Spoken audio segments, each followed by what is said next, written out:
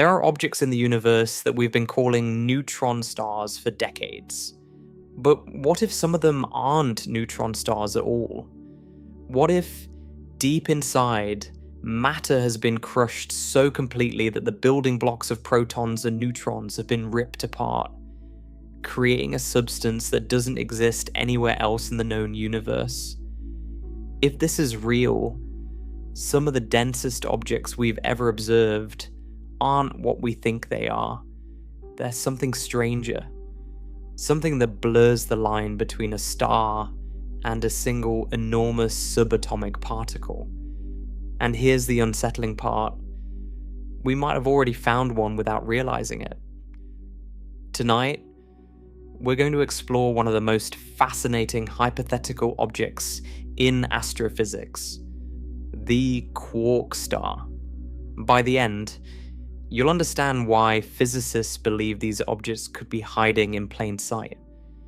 Before we go any further, if you find this kind of deep exploration interesting, a quick like or subscribe really helps the channel grow. It's a small thing for you, but it makes a huge difference for me. Now, let's begin. Let's start with something you've probably heard about before. A neutron star. You know the basics. When a massive star dies, it explodes, and what's left behind is an incredibly dense remnant.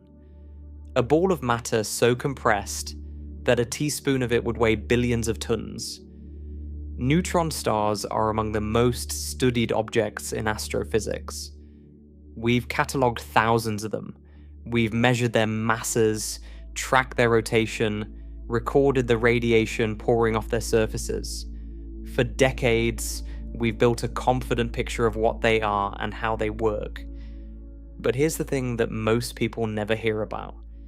There's a possibility, one that physicists have been seriously exploring for years, that some of the objects we've been calling neutron stars might not actually be neutron stars at all. They might be something else entirely. Something made of a kind of matter that doesn't exist anywhere else in the observable universe. And the unsettling part is that from the outside, they might look almost exactly the same. To understand why this is even a possibility, we're going to need to go on a journey, not outward into space, but inward into matter itself. Because the story of quark stars begins not with telescopes and observatories, but with the question of what a neutron actually is. Let's begin with how neutron stars form, because the process itself sets the stage for everything that comes next. A star like our Sun burns hydrogen fuel in its core through nuclear fusion. This fusion produces an outward pressure, a relentless push from the inside, that counterbalances the crushing inward pull of the star's own gravity. For billions of years, these two forces exist in a delicate balance. Gravity pulls inward, fusion pushes outward, the star remains stable. But stars much more massive than our Sun, stars perhaps 8 or 10 or 25 times heavier, burn through their fuel far more quickly. And they don't just fuse hydrogen, they fuse heavier and heavier elements in their cores. Hydrogen into helium, helium into carbon, carbon into neon, neon into oxygen, oxygen into silicon, and finally silicon into iron. Each stage burns faster than the last. Hydrogen fusion might sustain a massive star for millions of years. Silicon fusion, the final stage, lasts only about a single day, and then it stops. Because iron is a dead end. Fusing iron doesn't release energy, it absorbs energy. So when the core fills with iron, fusion ceases. The outward pressure vanishes almost instantly, and in that moment, gravity wins. The core collapses catastrophically, falling inward at speeds reaching a quarter of the speed of light. The outer layers of the star come crashing down. The result is a supernova, one of the most violent events in the universe. The outer layers are blasted into space in an explosion that can briefly outshine an entire galaxy. But the core doesn't just disappear, it gets crushed. compressed into an object roughly 12 miles across. That's about the distance you might drive across a small city. All the mass of the original core, roughly 1.5 times the mass of our Sun, squeezed into a sphere smaller than Manhattan. The density is absolutely staggering. A single teaspoon of this material would weigh about 4 billion tons on Earth. That's more than the combined weight of every car, truck, and vehicle on the planet. The gravity at the surface is about 200 billion times stronger than what you feel right now standing on the ground. This is a neutron star. Physicists Walter Baade and Fritz Zwicky first predicted these objects in the 1930s, shortly after James Chadwick discovered the neutron in 1932. They proposed that when a massive star explodes, the leftover core might collapse into a ball composed almost entirely of neutrons. For decades, this was purely theoretical. Nobody had ever observed one. Then, in 1967, a graduate student named Jocelyn Bell Burnell detected a strange, extraordinarily regular pulsing radio signal from deep space. What she had found was a pulsar, a rapidly rotating neutron star emitting beams of radiation that sweep across the sky like a cosmic lighthouse. This discovery confirmed that neutron stars are real. Since then, astronomers have identified thousands of pulsars and studied neutron stars extensively. We know their masses cluster around 1.5 to 2 times the mass of our Sun. We know they spin incredibly fast, some hundreds of times per second. We know their magnetic fields can be trillions of times stronger than Earth's. And for a long time, the picture seemed complete. Neutron stars were exactly what their name suggested. Stars made of neutrons held up against gravitational collapse by a quantum mechanical effect called neutron degeneracy pressure. But here's where the story takes a crucial turn. Because a neutron isn't a fundamental particle. It's not the bottom of the ladder. It's not the smallest possible thing. A neutron has internal structure. It's made of even smaller components.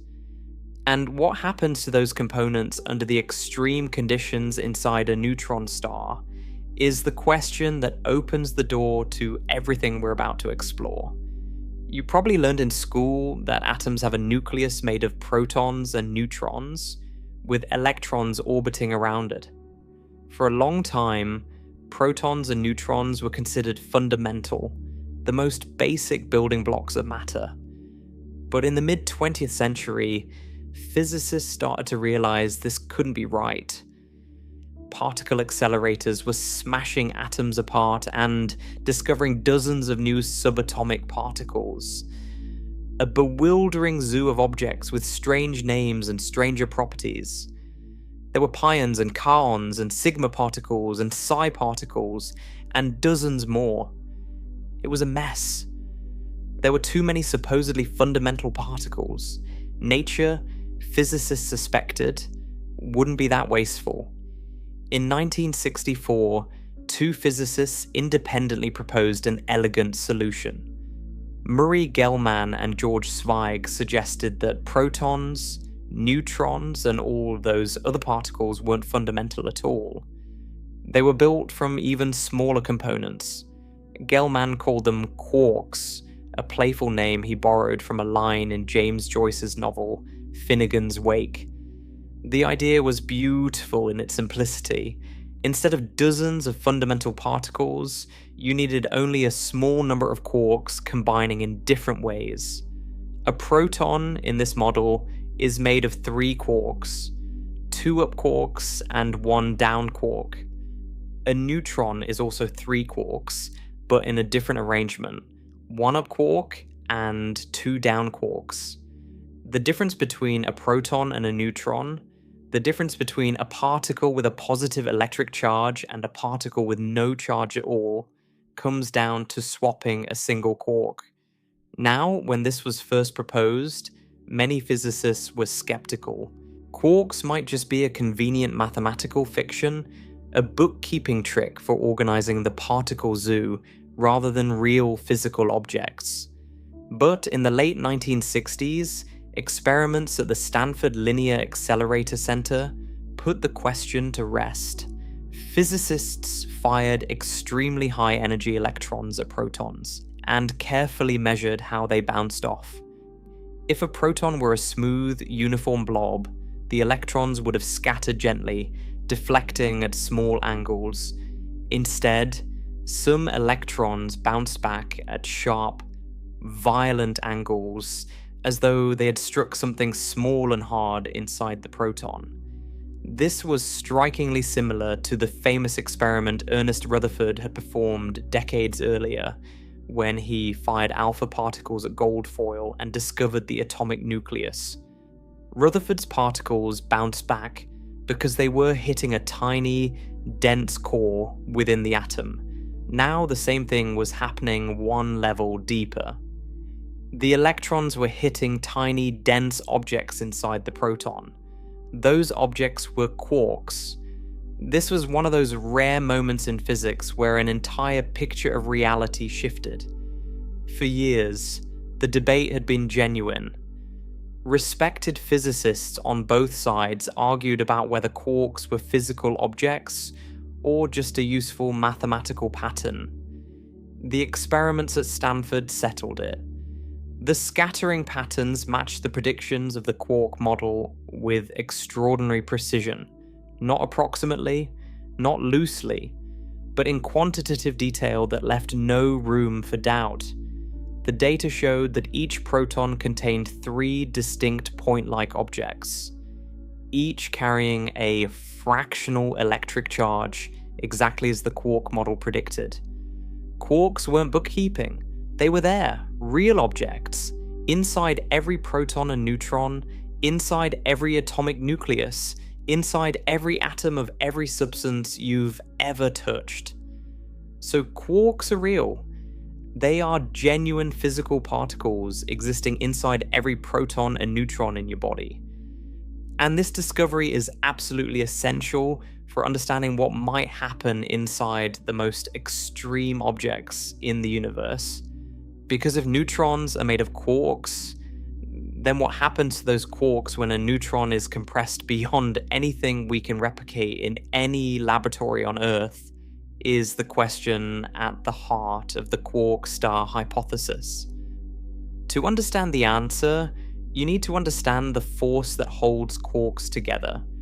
It's called the strong nuclear force, and it's unlike anything in your everyday experience. The strong force is mediated by particles called gluons, a fitting name because they quite literally glue quarks together. And the strong force is, as its name declares, strong. It's the most powerful of the 4 fundamental forces of nature, roughly 100 times stronger than the electromagnetic force that holds atoms together, and incomprehensibly stronger than gravity. But the strong force has a property that makes it genuinely bizarre, something that sets it apart from every other force in nature. It gets stronger with distance. Every other force you've ever encountered gets weaker as objects move apart. Gravity weakens with distance. The electromagnetic force weakens with distance. Even a stretched rubber band eventually snaps if you pull it far enough. The strong force is different.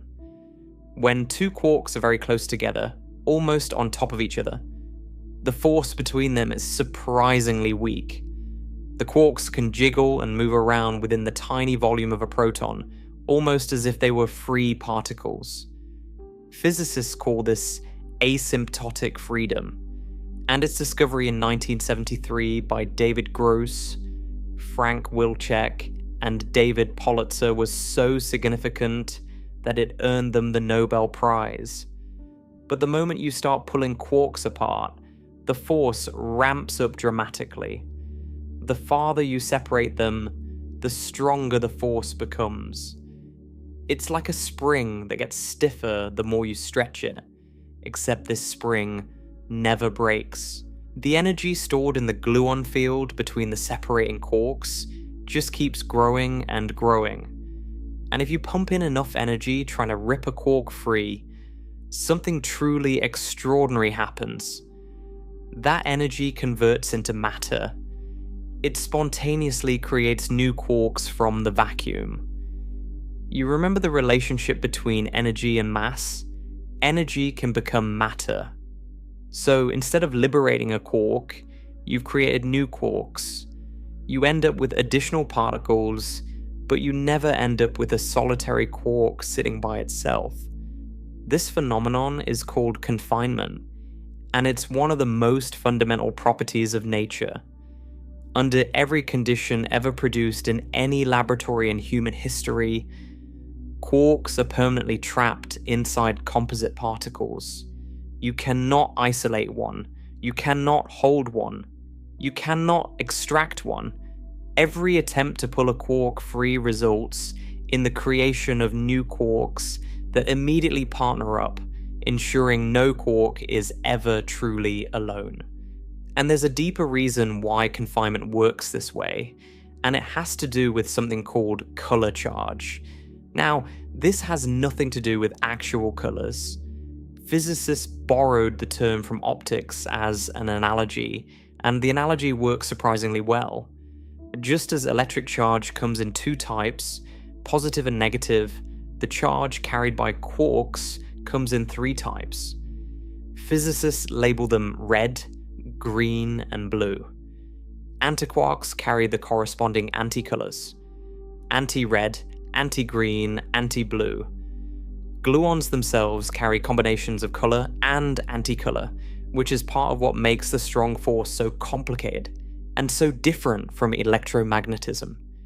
Here's the crucial rule: nature demands that all freely existing particles must be color neutral.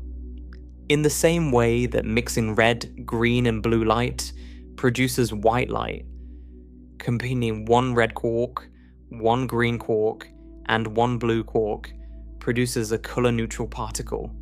That's exactly what a proton is. Three quarks, each carrying a different color charge, combining to produce an object with no net color. A neutron is the same. Three quarks, three different colors, color-neutral overall.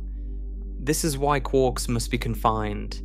A single quark sitting by itself would carry a naked color charge, and nature simply does not allow that. Every quark must exist in a combination that's color neutral. Under ordinary conditions, this means quarks are always bound in groups of three inside protons and neutrons, or in quark-antiquark pairs inside other particles called mesons. There's no loophole. There's no exception. Color confinement is absolute under every condition we've ever been able to create. Now, before we go further, there's one more thing you need to know about quarks. They come in 6 different varieties, which physicists call flavors. These flavors are up, down, charm, strange, top, and bottom. In ordinary matter, the matter that makes up everything around you, only 2 flavors are relevant: up quarks and down quarks. These are the lightest quarks, and they're the building blocks of protons and neutrons. The other 4 flavors are heavier. Some are dramatically heavier. The top quark is about 75,000 times more massive than the up quark. These heavier quarks can be created momentarily in particle accelerator collisions, but they decay almost instantly into lighter quarks. They don't persist. Under normal conditions, you'd never find a charm quark or a top quark just sitting around in stable matter. But there's one heavier quark that's going to become critically important to our story. The strange quark. It's the next lightest quark after up and down. It's heavier than both of them, but not so heavy that it can be dismissed. Under the right conditions, the strange quark can become relevant. It can potentially appear and persist inside extremely dense matter. Remember the strange quark? It's going to return in a very big way. Now let's take everything we've learned about quarks, confinement, and the strong force, and apply it to the most extreme environment in the known universe, the interior of a neutron star. Because what happens to quarks under those conditions is where the story of quark stars truly begins. But to understand what those conditions actually are, we need to take a journey into the interior of one of these objects. Not a quick glance, but a real descent, layer by layer, from the surface down to the core. Because the inside of a neutron star isn't uniform. It's not the same substance all the way through.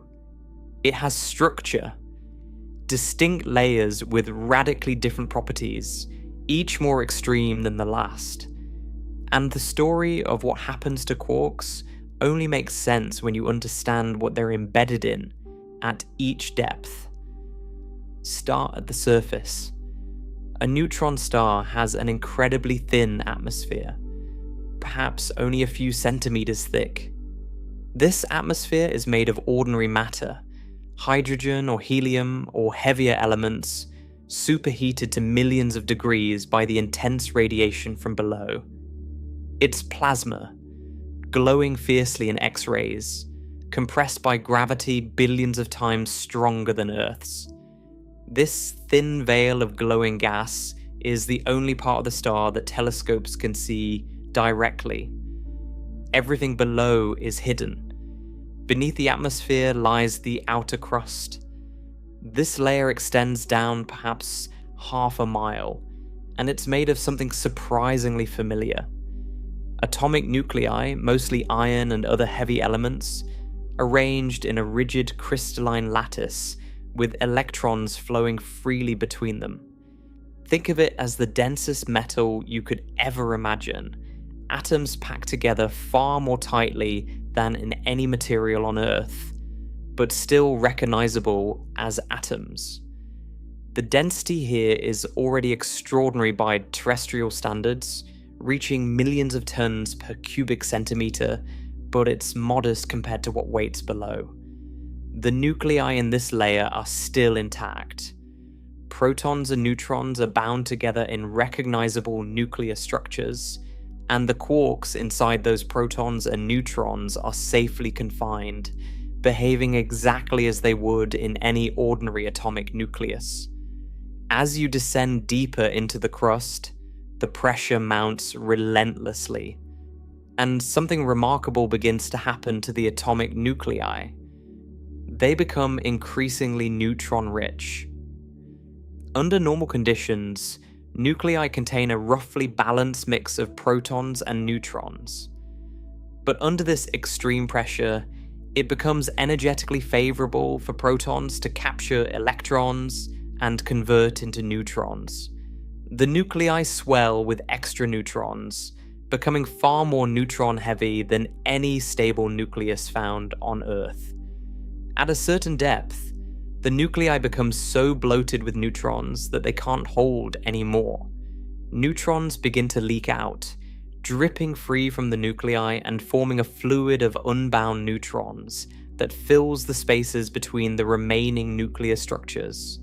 This boundary is called the neutron drip line, and crossing it marks the transition from the outer crust to the inner crust. Below this line, you have something genuinely exotic. A lattice of enormously neutron-rich nuclei immersed in a sea of free neutrons and electrons. The nuclei are still there, still recognizable as distinct objects, but they're swimming in a neutron fluid that permeates everything around them. Deeper still, the nuclei themselves begin to deform. They're squeezed so hard by the surrounding neutron fluid that they lose their spherical shape. Some theoretical models predict that in the deepest layers of the inner crust, nuclei distort into rounded blobs, stretch into long rods, or flatten into broad sheets. Physicists have given these exotic structures playful names: gnocchi for the blobs, spaghetti for the rods, lasagna for the sheets. Collectively, they're known as nuclear pasta, and despite the whimsical terminology, nuclear pasta may be among the strongest materials in the universe, with a breaking strength potentially exceeding that of steel by a factor of 10 billion. Below the inner crust, roughly a mile beneath the surface, you reach the core, and the core is where everything changes. Here, the density surpasses that of an ordinary atomic nucleus, climbing above 230 million tons per cubic centimeter. The remaining nuclear structures dissolve completely. Individual nuclei can no longer maintain their identity against the crushing pressure. What remains is a fluid composed primarily of neutrons with a small fraction of protons, electrons, and possibly muons, all packed together at densities no laboratory on Earth has ever achieved, and no experiment has ever sustained. This outer core is what most people picture when they think of a neutron star. A vast ocean of neutrons, compressed beyond imagination, held in equilibrium by neutron degeneracy pressure, pushing outward against the relentless pull of gravity. And for the outer core, this picture is probably correct. Neutrons remain the appropriate way to describe the matter here. But as you continue toward the very center, the density keeps climbing. In the innermost core, it may reach 3, 4, 5, possibly even 10 times the density of a normal atomic nucleus. These are conditions that have never been reproduced in any experiment on Earth. No particle accelerator, no laboratory, no technology we possess can sustain matter at these densities for more than the tiniest fraction of a second. The innermost core of a neutron star is one of the most extreme environments that exists anywhere in nature. And it's here, in this innermost region, that the critical question arises. At these extraordinary densities, are neutrons still the right way to describe the matter, or has something more fundamental taken over? Under normal conditions, in an ordinary atomic nucleus, protons and neutrons are distinct objects. Each one is a self-contained bundle of 3 quarks bound by gluons, surrounded by a boundary that separates it from its neighbors. Inside the nucleus of an iron atom, for example, protons and neutrons jostle against each other. They feel the strong force pulling them together, but they maintain their individual identities. Each nucleon is a recognizable, distinct entity. The quarks inside one neutron are clearly separated from the quarks inside the next. But in a neutron star, conditions have changed drastically. The pressure is so immense, the gravitational compression so extreme, that neutrons are squeezed together until they're practically overlapping. Think about what this means at the quark level. Each neutron occupies a volume about 1 femtometer across. That's 1 quadrillionth of a meter. Under normal nuclear density, there's enough space between neighboring neutrons that the quarks inside them stay associated with their respective particles. The confining force keeps each set of 3 quarks bound to their own neutron. But when the density reaches several times that of a normal nucleus, the neutrons are crushed so close together that their boundaries begin to blur. The quarks inside one neutron start to overlap with the quarks in neighboring neutrons. At some critical threshold, the quarks can no longer tell which neutron they originally belong to. The whole concept of individual neutrons ceases to be meaningful. Imagine a room full of people, each standing inside a separate glass bubble. As long as the bubbles are intact, each person belongs to a specific bubble. But now imagine slowly compressing those bubbles together. The walls thin, distort, and eventually merge. Suddenly, everyone is standing in one shared open space. They can walk freely. Their original group identities have dissolved. Something similar may happen to quarks when nuclear matter is compressed beyond a certain point. The confining boundaries between neutrons break down, and the quarks spill into a shared space, free to roam across the entire interior of the star. This is what physicists call deconfinement, and it represents a genuine phase transition, a fundamental transformation in the state of matter. Instead of trillions upon trillions of individual neutrons, each containing 3 quarks, you get a vast sea of quarks all swimming together. The matter has changed from one state to another, not unlike how ice changes to water when heated past its melting point. The particles themselves haven't changed. They're still quarks, but the way they're organized, the state they occupy, has transformed completely. And the crucial question is this: does this color-neutral requirement still hold? Yes, it does. The overall system must remain color-neutral, but in a deconfined sea, color neutrality is achieved collectively, across the entire volume, rather than locally within each individual neutron. The quarks are still subject to the strong force. Gluons are still present. But the organizational principle has shifted from small, discrete, color-neutral packets to one large collective color-neutral medium. Now, why would extreme density cause this transition? It traces back to asymptotic freedom. Remember, at very short distances, the strong force between quarks is weak. When quarks are close together, they interact only mildly. Inside a neutron at normal density, quarks are confined because the boundary of the neutron establishes a length scale where confinement dominates. But when matter is compressed to extreme densities, quarks from neighboring neutrons are pushed into the same space. The average distance between quarks shrinks dramatically, and as that distance shrinks, asymptotic freedom takes over. The effective interaction between quarks weakens. At sufficiently high density, the quarks are so close together on average that confinement is no longer the energetically preferred state. The quarks become deconfined. This is predicted by quantum chromodynamics, the theory that describes how quarks and gluons interact. QCD is one of the most successful theories in all of physics. It has been tested to extraordinary precision in particle accelerators worldwide.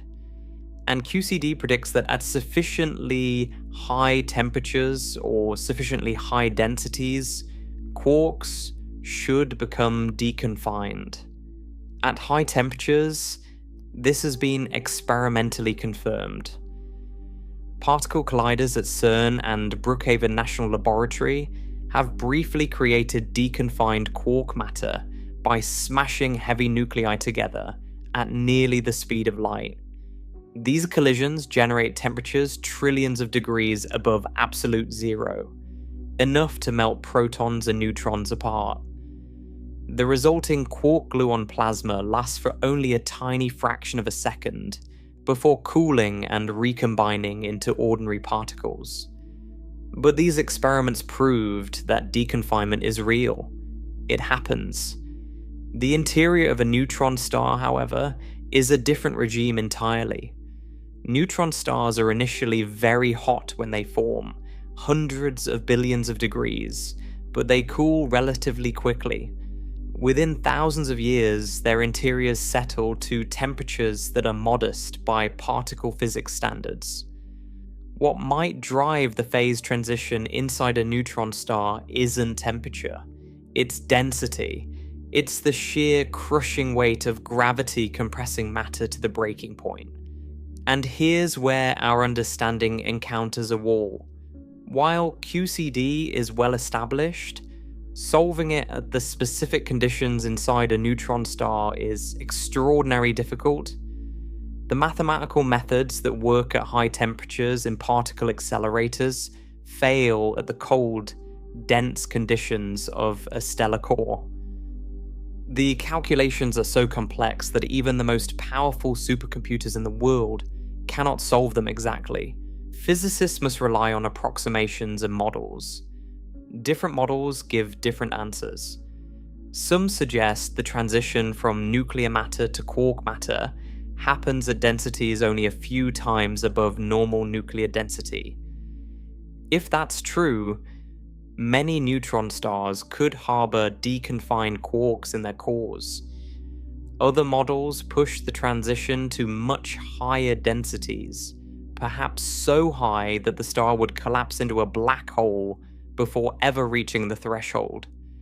The honest answer is that we don't know precisely where the line is. But what we do know is that the possibility is real. The physics of QCD allows for it. The densities inside neutron stars are plausibly high enough for it to occur. And if it does occur, the consequences are extraordinary. Because a star in which quarks have broken free of their neutron prisons is no longer a neutron star in the traditional sense. It's something new. Something that might contain a form of matter that has never been studied, never been created in any laboratory, and never been directly observed. And there's something else. Something that makes this story even stranger. Because it turns out there's a particular type of quark matter that, according to some theoretical models, could be more stable than ordinary nuclear matter. More stable than the protons and neutrons that make up every atom in your body. If this idea is correct, it would mean that the matter we consider normal, the matter that makes up planets and stars and people, is not actually the most stable form of matter in the universe. It would mean that something else is, and understanding what that something might be is where our story goes next. To understand what this hypothetically more stable form of matter might be, we first need to step back and look at the bigger picture of how matter behaves under extreme conditions. Because three familiar states you learned about in school, solid, liquid, and gas, are only a tiny fraction of the story. Physicists map the possible states of matter on something called a phase diagram. You may have encountered a simple version of this in a chemistry class. For water, the phase diagram shows how temperature and pressure determine whether water exists as ice, liquid, or steam. At low temperatures and normal pressure, water is ice. Raise the temperature and it melts into liquid. Raise it further and it boils into steam. Change the pressure and the transition points shift. At very low pressure, ice can transform directly into vapor without ever becoming liquid, a process called sublimation. The phase diagram captures all of these possibilities in a single picture, with boundaries drawn between regions showing exactly where each transition occurs. Nuclear matter, the stuff that protons and neutrons are made of, has its own phase diagram. But this one is far more complex, far richer, and far less understood. The two axes that matter most aren't temperature and everyday pressure. They're temperature and baryon density, which is essentially how tightly you've packed nuclear particles together. And the regions on this diagram aren't labeled ice, liquid, and steam. They carry names like hadronic matter, quark gluon plasma, and color superconductor. At low temperatures and low densities, in the bottom left corner of the diagram, you find ordinary nuclear matter. Protons and neutrons, distinct and well-defined, with quarks safely confined inside them. This is the matter that makes up atomic nuclei, the matter your body is built from, the matter in every rock and ocean and star you can see. It's comfortable, familiar, and well understood. Now move upward on the diagram. Crank the temperature to trillions of degrees. You enter the realm of the quark-gluon plasma. This is the state that existed in the first microseconds after the Big Bang, when the entire universe was so searingly hot that quarks and gluons swam freely in a superheated soup. As we discussed earlier, physicists have briefly recreated this state in particle colliders, confirming that deconfinement is not just a theoretical prediction, but an observed reality. That upper region of the phase diagram is experimentally accessible. We've been there. We've produced quark-gluon plasma in the laboratory, measured its properties, and confirmed that it behaves the way QCD predicts. The high-temperature frontier of the phase diagram is known territory. But now look at the other direction. Instead of raising the temperature, keep it relatively low and push the density higher and higher. Move rightward across the diagram. This is the regime that matters for neutron stars. You're not melting matter with heat. You're crushing it with gravitational pressure, squeezing it until the boundaries between particles dissolve. And somewhere along that rightward path, the diagram predicts a transition. A boundary where hadronic matter, the world of distinct neutrons, gives way to deconfined quark matter. The trouble is that nobody knows exactly where that boundary falls. At high temperatures, experimentalists at particle colliders have explored the phase diagram with impressive precision.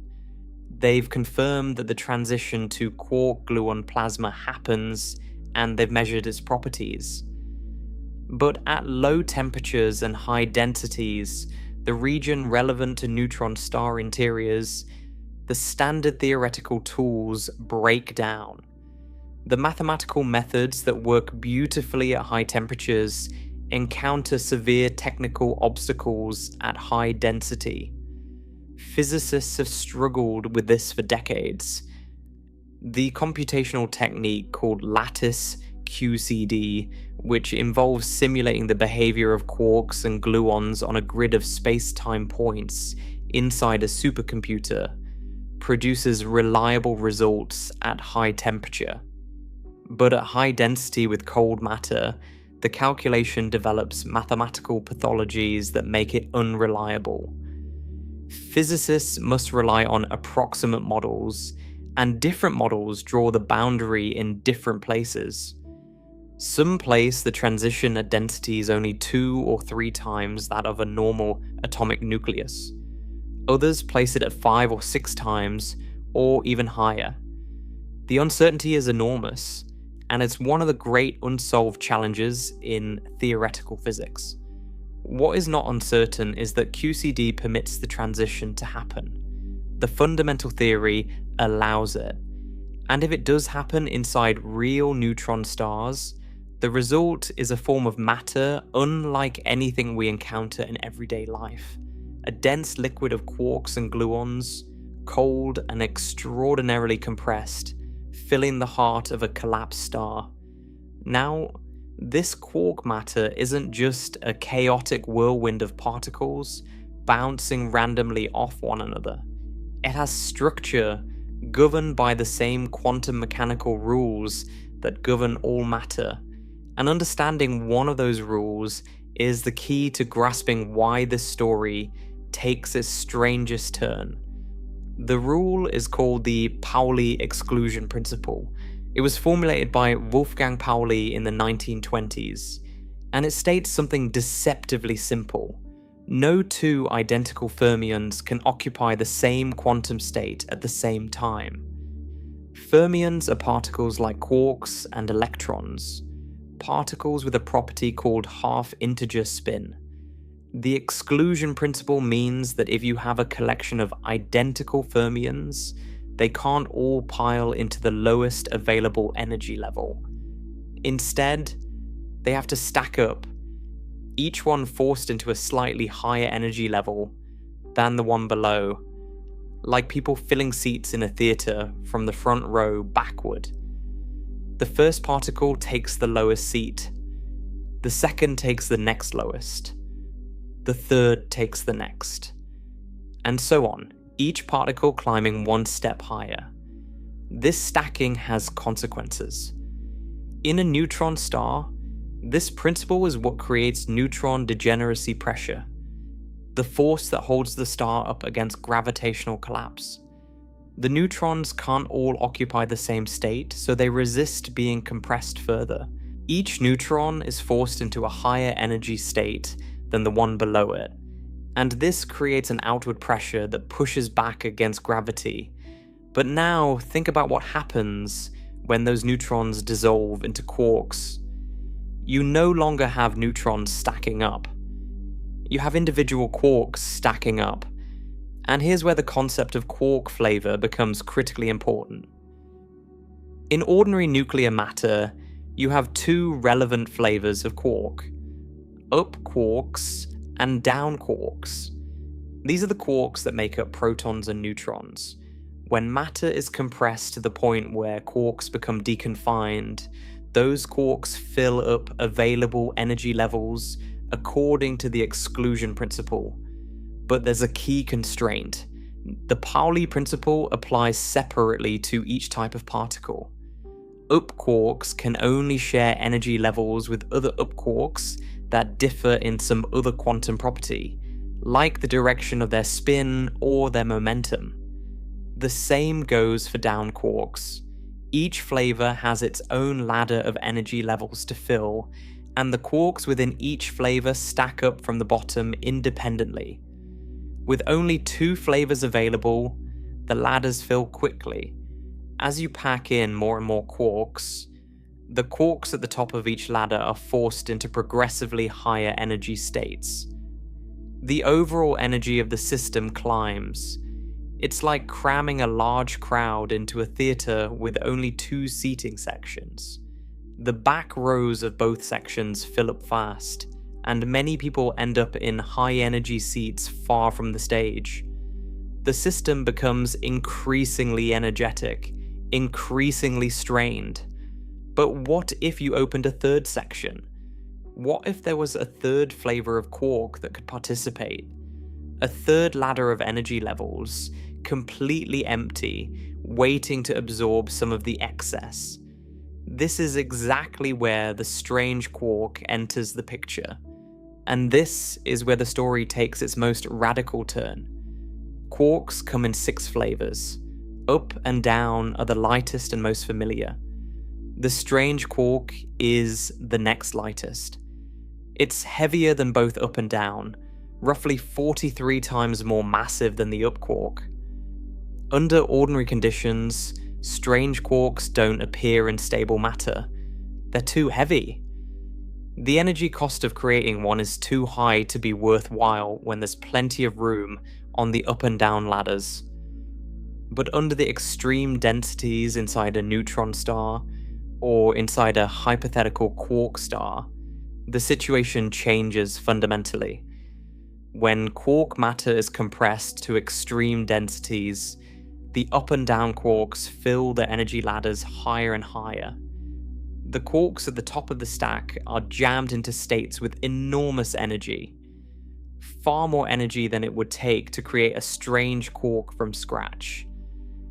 At this point, something remarkable can happen. Some of those high-energy down quarks can convert into strange quarks through the weak nuclear force. The weak force, the same fundamental interaction responsible for radioactive decay, has the power to change one flavor of quark into another. A down quark sitting at the top of a very crowded ladder can transform into a strange quark sitting at the bottom of a completely empty one. This conversion is energetically favorable. The system lowers its total energy by redistributing quarks among 3 flavors instead of 2. The 3-section theater has more room. Quarks don't have to be pushed into such uncomfortably high energy states. The overall energy drops. The matter becomes more stable, not just slightly more stable, but potentially much more stable. Stable enough that it might represent the lowest energy state that matter can achieve. This is the foundation of one of the most radical hypotheses in all of physics. It was first suggested by Arnold Bodmer in 1971 and independently developed by Edward Witten in 1984. Their hypothesis, now known as the Bodmer-Witten hypothesis or the strange matter hypothesis, proposes something extraordinary. It proposes that quark matter composed of roughly equal numbers of up, down, and strange quarks, what physicists call strange quark matter, might be the true ground state of matter, the absolute lowest energy configuration that matter can achieve, lower in energy than iron, lower in energy than ordinary atomic nuclei, lower in energy than anything we consider normal. Let me explain what ground state means here, because this concept is crucial. In physics, the ground state of a system is its most stable configuration. It's the state with the lowest possible energy. A ball resting at the bottom of a valley is in its ground state. It has nowhere lower to roll. You'd have to add energy to move it anywhere else.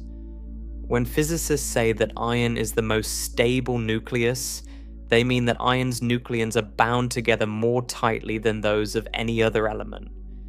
Fusing elements lighter than iron releases energy. Splitting elements heavier than iron releases energy. Both processes move you toward iron. Iron sits at the floor of nuclear stability. It's the valley bottom. But the strange matter hypothesis suggests there might be a valley that's even deeper. If strange quark matter has a lower energy per baryon than iron, then iron isn't the true ground state of matter at all. Strange quark matter is everything we've ever considered stable, every atomic nucleus, every element in the periodic table would actually be metastable. It will be sitting on a shelf above the true valley floor, held in place only by an energy barrier that prevents it from falling to the lower state. This might sound alarming. If ordinary matter isn't truly in its lowest energy state, why doesn't it spontaneously convert into strange quark matter? Why aren't we all dissolving into quark soup at this very moment? The answer lies in the energy barrier, and it's absolutely critical to the whole picture.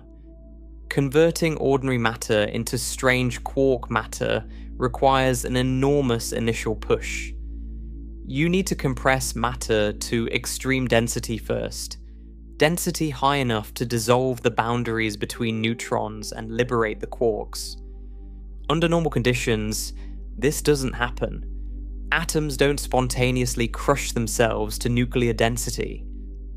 The electromagnetic repulsion between electron clouds, the structural stability of nuclei, ordinary chemistry and physics all prevent matter from reaching those conditions.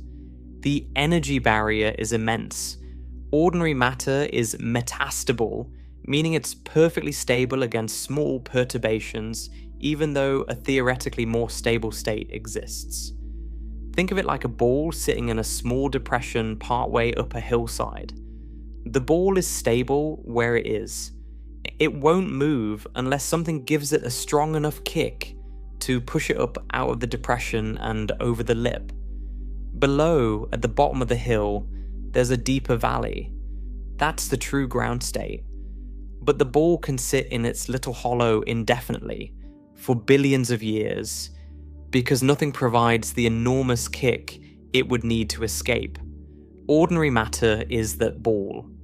Strange quark matter, if the hypothesis is correct, is the deeper valley below, and the kick required to push matter over the barrier is the kind of extreme gravitational compression that only exists in the most violent environments in the universe, like the core of a collapsing massive star. I want to be absolutely clear about something at this point. The strange matter hypothesis is exactly that. a hypothesis. It has not been proven. It has not been experimentally confirmed. Whether strange quark matter is truly more stable than ordinary nuclear matter depends on the precise details of how the strong force operates at extreme density, and those details are exactly what physicists cannot yet calculate from first principles. Different theoretical models give different answers. Some models support the hypothesis. Others place the energy of strange quark matter above that of iron, meaning it would not be the true ground state after all. The honest state of affairs is that we simply don't know. It's a possibility within QCD, a fascinating and scientifically legitimate possibility, but it remains unestablished. Anyone who tells you it's been proven is getting ahead of the evidence. With that crucial caveat firmly in place, let's explore what it would mean if the hypothesis turned out to be correct. Because the implications lead directly to three distinct types of hypothetical compact objects that physicists have proposed, and distinguishing them is essential to understanding the rest of this story.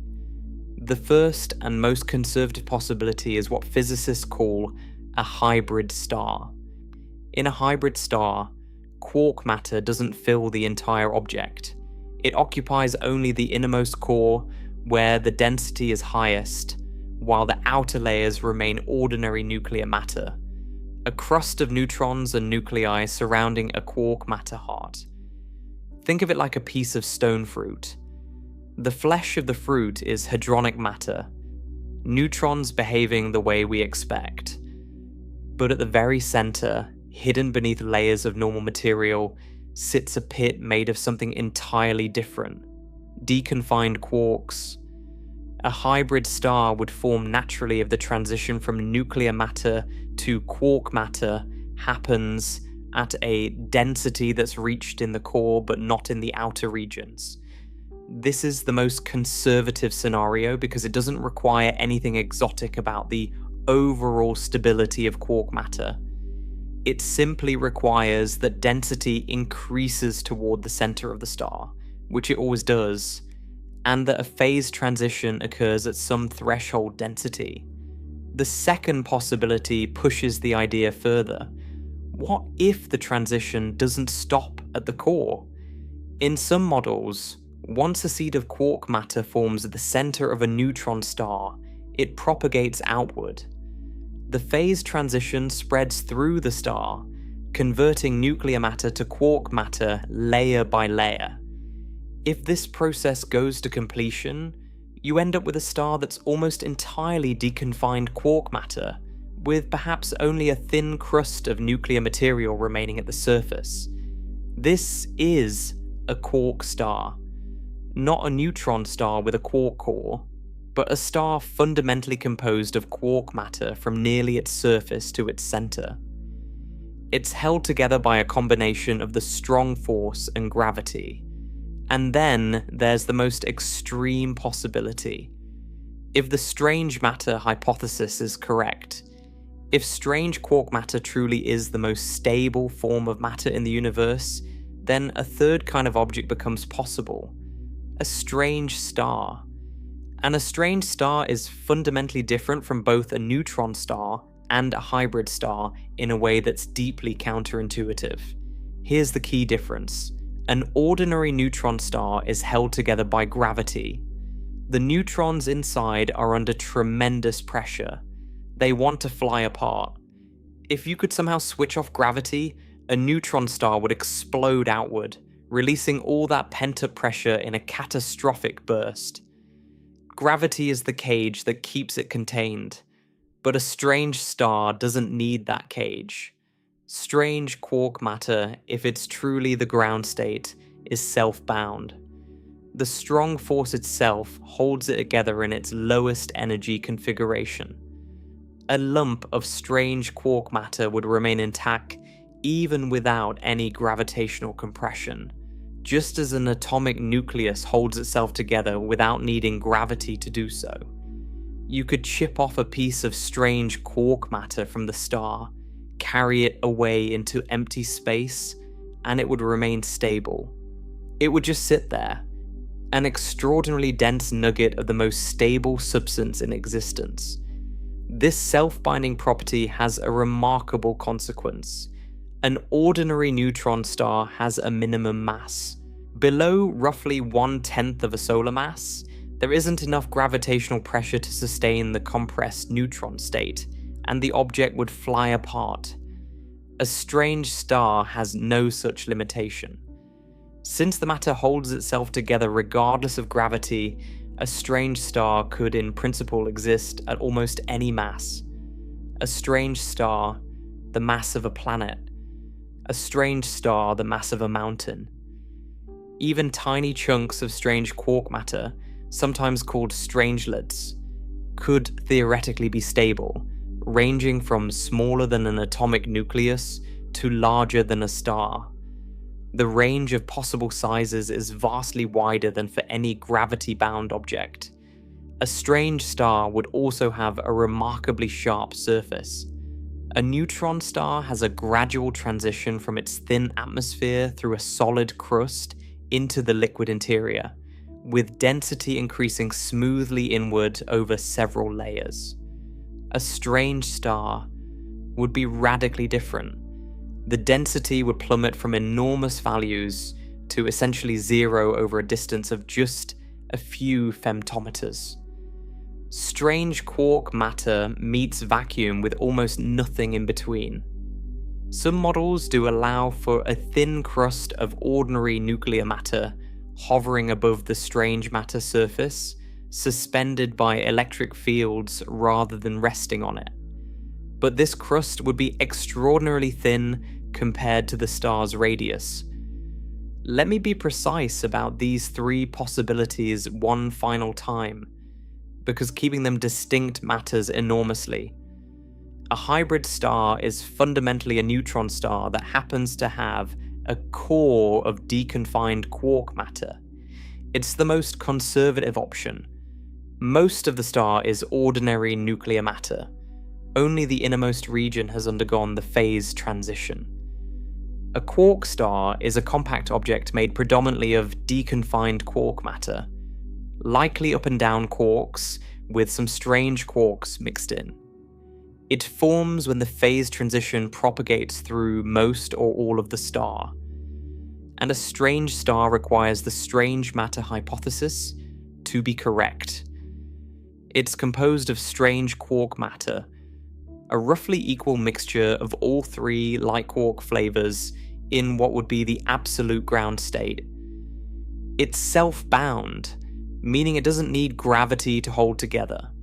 It has properties like a sharp surface and a lack of minimum mass that distinguish it conceptually from the other two. These three objects represent different levels of how far the quark matter idea extends. The hybrid star is the mildest version. The quark star pushes further, and the strange star pushes furthest of all, requiring the most dramatic unproven assumption. Each step demands stronger theoretical foundations, and each is correspondingly more speculative. It's also worth noting that the boundaries between these categories can blur. A hybrid star with a very large quark core begins to resemble a quark star with a thin nuclear mantle. Physics doesn't always sort itself into the neat bins we create. What makes all of this simultaneously so frustrating and so captivating is that we're discussing conditions that cannot be reproduced on Earth. The densities involved, several times the density of an atomic nucleus sustained over macroscopic volumes at relatively modest temperatures, lie beyond the reach of any existing or planned experiment. Particle colliders produce the necessary extreme temperatures and briefly create quark-gluon plasma, but that plasma is blazing hot and vanishes in an instant. It occupies a completely different corner of the phase diagram. The cold, dense corner, the corner where neutron stars and hypothetical quark stars live, can only be probed by studying actual compact objects in the sky. The laboratory is the universe itself, And that leads directly to the most important practical question of all. If hybrid stars or quark stars or strange stars actually exist out there among the thousands of compact objects we've already catalogued, could we recognize them? Could we look at one through a telescope and determine that it's not an ordinary neutron star, but something fundamentally different? Something harboring deconfined quarks? Something potentially made entirely of strange matter? The answer is that it's extraordinarily difficult, because from the outside, a quark star can look almost exactly like an ordinary neutron star. The disguise is nearly perfect, and understanding how that disguise works, what makes it so effective, and what subtle clues might eventually see through it, is where our story goes next. So here's the situation. You have a newly formed neutron star. It's just been created in the violence of a supernova. The outer layers of its parent star have been blasted into space, and the core has collapsed under its own gravity into a ball roughly 12 miles across, compressed to densities that dwarf anything else in the known universe. Inside, neutrons are packed so tightly that they're practically touching. The question is, what happens next? Does the matter simply remain as neutrons, held up by degeneracy pressure, sitting stably in that configuration forever? Or does something else happen? Could the conditions at the heart of this object trigger a transformation? A phase transition from nuclear matter to deconfined quark matter, converting all or part of the neutron star into something fundamentally different? If the transition does happen, it doesn't happen everywhere at once. It starts small. The prevailing theoretical picture is something called seed nucleation. At the very center of the neutron star, where the density is highest and the pressure is most extreme, a tiny region of quark matter forms spontaneously. This seed is microscopic, perhaps smaller than a single atomic nucleus. It's a quantum fluctuation, a brief statistical accident in which a cluster of neutrons happens to dissolve into its constituent quarks in a configuration that turns out to be energetically favorable. Whether this seed survives or immediately collapses back into nuclear matter depends on a delicate energy balance. Creating a boundary between quark matter and nuclear matter costs energy. That boundary, the interface between two different phases, has a surface tension, much like the surface of a soap bubble. A very small seed has a lot of surface area relative to its volume, so the surface energy dominates and the seed is energetically costly. It tends to evaporate back into nuclear matter almost instantly. But if the density is high enough and the quark matter phase is favorable enough, a seed above a certain critical size will find that the volume energy savings from being in the quark phase outweigh the surface energy cost. Once the seed crosses that critical threshold, it becomes stable and begins to grow. This is directly analogous to how water droplets form in supersaturated air. Water vapor in a humid atmosphere wants to condense, but forming a tiny droplet requires creating a surface, which costs energy. Random fluctuations constantly produce microscopic droplets, but most evaporate immediately because they're too small. Only when a droplet exceeds a critical size does it persist and begin to grow, collecting more moisture from the surrounding air. The transition from neutron matter to quark matter works the same way. The star might sit in a metastable state, technically ready to convert, but waiting for a seed large enough to trigger the process. It could wait for a very long time. Once a stable seed forms, the next question is how quickly the transition spreads through the rest of the star. And here, the picture diverges into two very different scenarios depending on which theoretical model you trust. In the slow scenario, the conversion proceeds gradually. The seed of quark matter grows outward from the center of the star, but the conversion involves the weak nuclear force, which is slow by particle physics standards. Remember, converting a down quark into a strange quark requires the weak interaction, and weak processes operate on timescales of microseconds to milliseconds per reaction, an eternity compared to the strong force timescales that govern the quark's other interactions.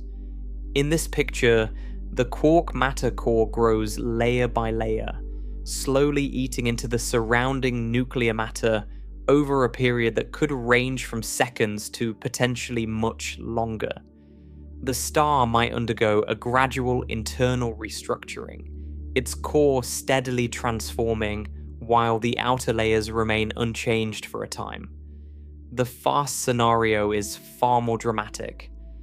Some theoretical models predict that once a seed of quark matter forms, it can propagate outward through the star as a combustion front, a burning wave that converts nuclear matter into quark matter at speeds approaching a significant fraction of the speed of light. In these models, the energy released by the conversion itself drives the front forward.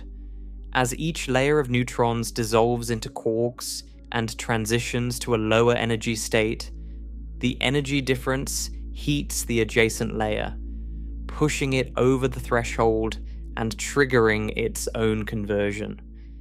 The process cascades like a flame eating through a fuse, except this fuse is made of nuclear matter and the flame converts it into an entirely different phase. In the most extreme versions of this scenario, the entire star could convert in a matter of milliseconds. Think about what that would look like if you could somehow watch it happen from the inside. At one instant, the star is an ordinary neutron star. Trillions upon trillions of neutrons packed into a sphere 12 miles across, held up by degeneracy pressure, stable and unremarkable. Then a seed forms at the center. A microscopic bubble of quark matter, barely larger than an atomic nucleus, and it begins to grow. The combustion front races outward through the star like a detonation wave, traveling through an explosive. Layer after layer of nuclear matter encounters the advancing front and dissolves. Neutrons that had maintained their identity for thousands or millions of years suddenly cease to exist as distinct particles. Their quarks spill free, joining the expanding sea of deconfined matter behind the front.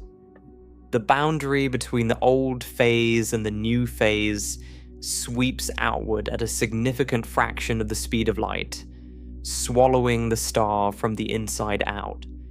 In some models, this process isn't smooth.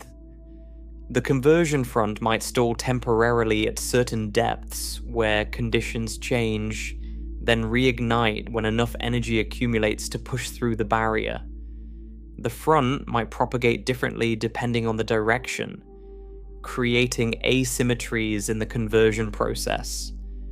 These asymmetries could produce a sudden kick, a burst of momentum that sends the newly formed quark star hurtling through space at high velocity.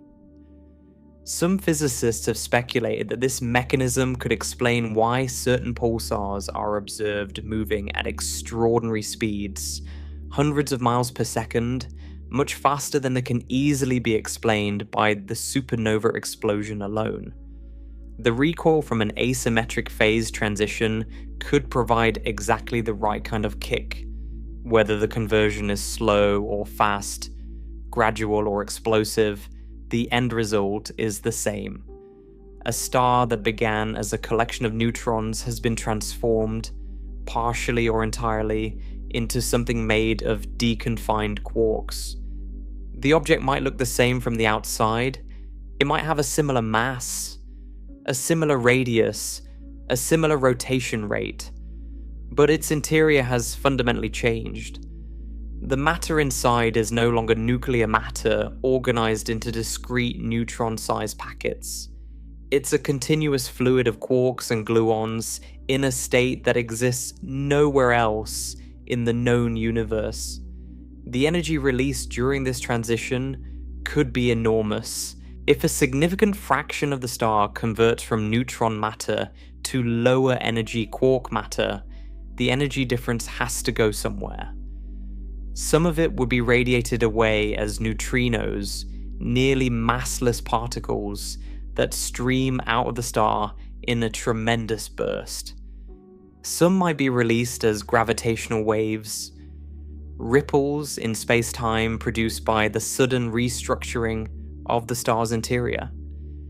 And some might go into heating the star's surface or powering an outburst of electromagnetic radiation.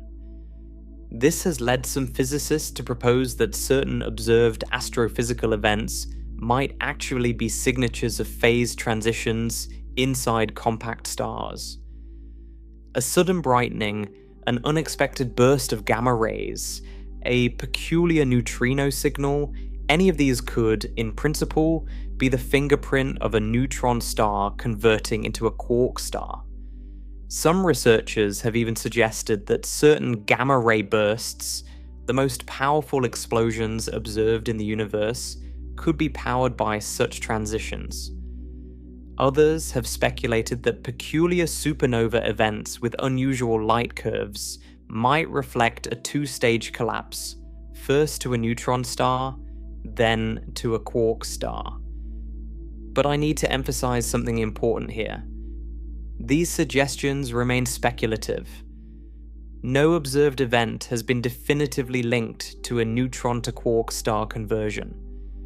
The energy signatures that such a transition would produce overlap with those from many other violent astrophysical processes. A gamma ray burst might be produced by the formation of a black hole, by the collision of two neutron stars, or by magnetic reconnection events in a magnetar's atmosphere. The theoretical predictions for what a phase transition event would look like are not yet precise enough to distinguish them from these alternatives. Physicists know what kinds of signals to look for. They just can't yet point to a particular observation and say with confidence that this was it. Now, let's move to the second enormous challenge, and this one might be even more frustrating than the first. Because even if quark stars exist, even if they've already formed and are sitting right there in our catalogues of known compact objects, we might not be able to tell them apart from ordinary neutron stars. This is the disguise problem, and it's one of the central obstacles in the entire field. When you observe a compact star from a distance, what can you actually measure? You can measure its mass by watching how its gravity affects a companion star, or by detecting gravitational waves from a merger. You can measure its radius, though this is much harder, by carefully studying the X-ray emission from the surface. You can combine these to get a mass-radius relationship, a single point on a diagram that tells you how much mass is packed into how much space. And you might hope that this mass-radius relationship would be radically different for a quark star compared to a neutron star. That quark stars would cluster in one part of the diagram and neutron stars in another, making identification straightforward. Unfortunately, nature is not that generous. The mass radius curves predicted by theoretical models of neutron stars and those predicted by models of quark stars overlap substantially. Both types of objects can produce stars with masses between 1 and 2 solar masses, and radii between roughly 6 and 9 miles. The ranges aren't identical. There are regions of the diagram where only one type or the other can exist. But the overlap region is large enough that a single mass radius measurement for a given compact star usually cannot distinguish between the two. The reason for this overlap is partly fundamental. Both neutron stars and quark stars are governed by the same general principles. Both are extremely dense. Both are supported against gravitational collapse by quantum mechanical pressure. Both obey the equations of general relativity, which dictate how mass and pressure curve space-time and determine the star's structure. The details of the underlying matter, whether it's neutrons or deconfined quarks, affect the relationship between pressure and density, what physicists call the equation of state. But different equations of state for nuclear matter and different equations of state for quark matter can produce similar mass-radius curves. The mapping from internal composition to external observables is not one-to-one. This is profoundly frustrating. It means that you could be staring at a quark star through a telescope, measuring its mass and radius with exquisite precision, and still not know what it is. The object looks like a neutron star. It has a mass consistent with a neutron star. It has a radius consistent with a neutron star, and yet it might be something fundamentally different on the inside. So how do physicists hope to break through this disguise? By looking for subtler clues.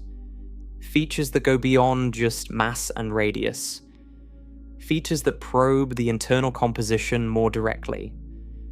Let me walk through the most promising approaches.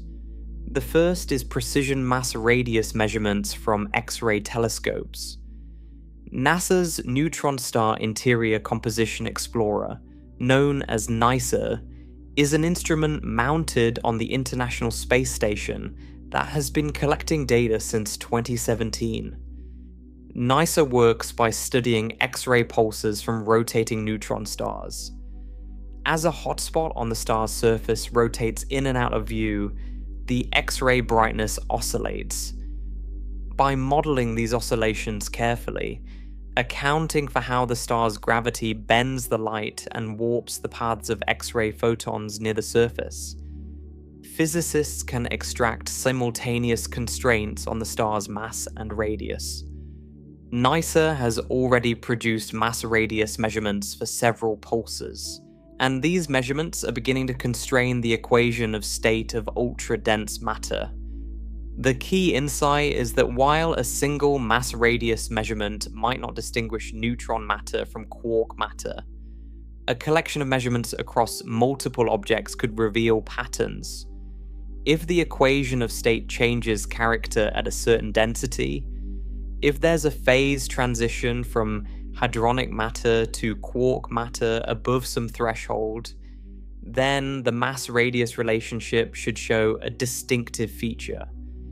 In some models, the curve bends in a characteristic way at the transition point.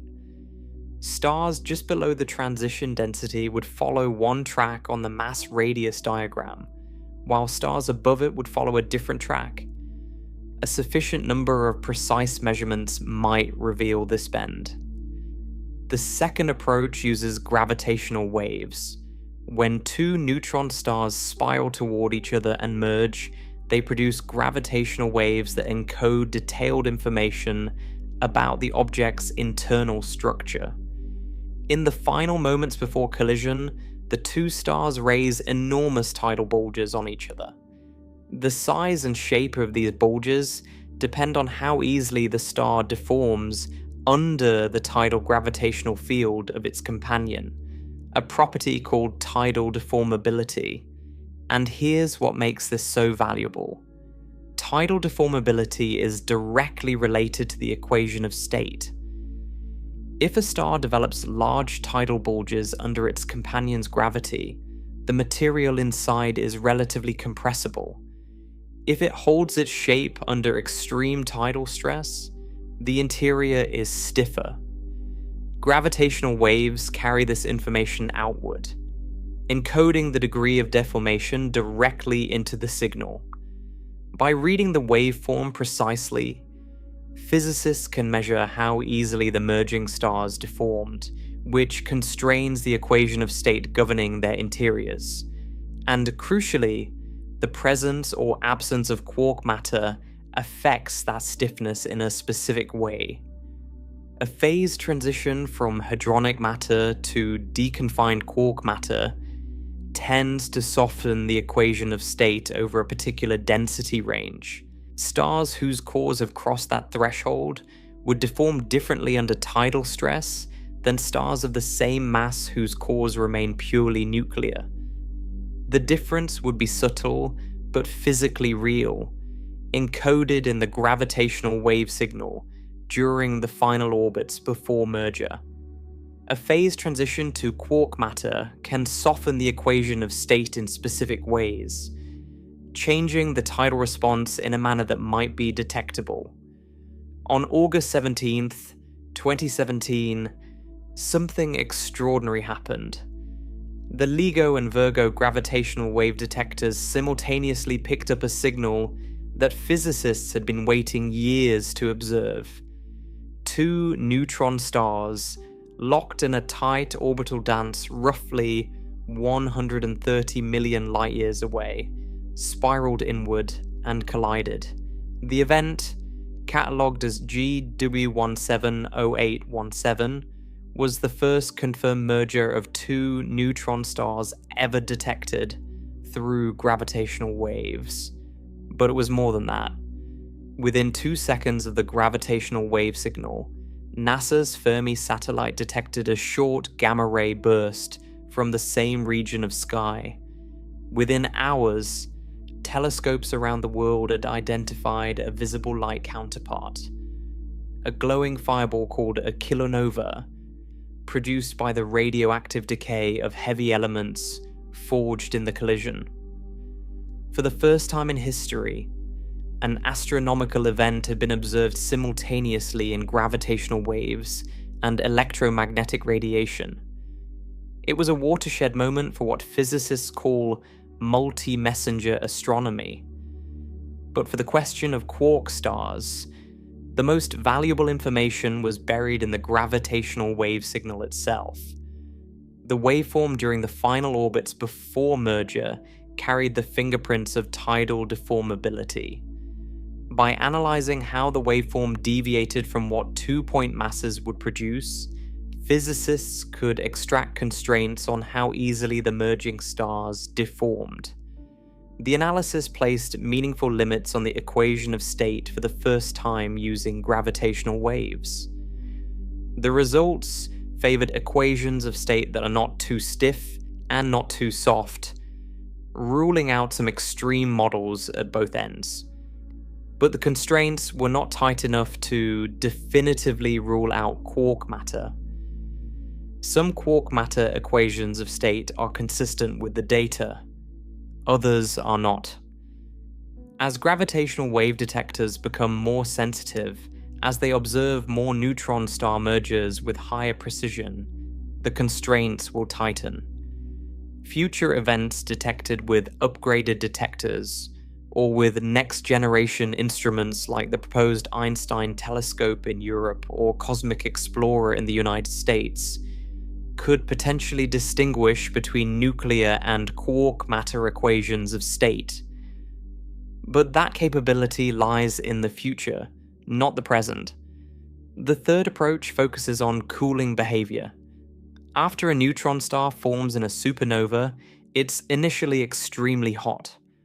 Over time, it cools by radiating energy, primarily in the form of neutrinos from its interior and photons from its surface.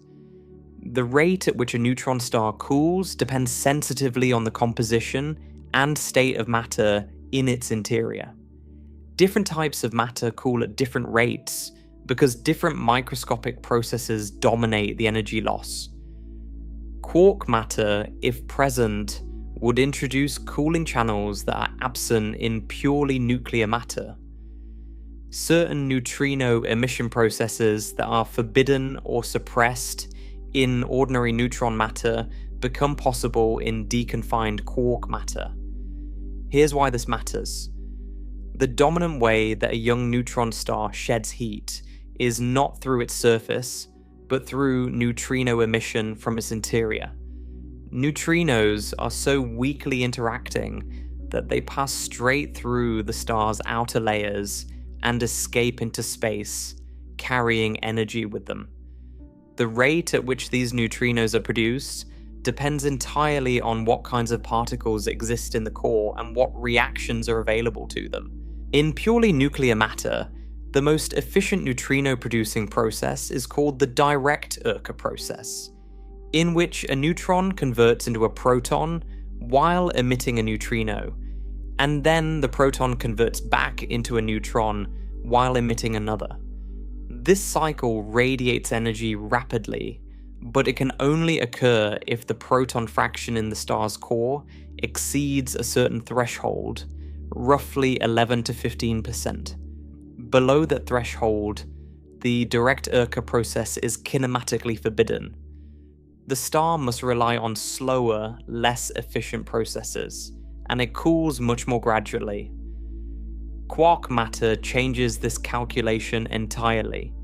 In a deconfined quark sea, the direct Urca equivalent is almost always permitted because the relevant particles, up quarks, down quarks, and the strange quarks are all present in abundance and can freely participate in weak interaction processes.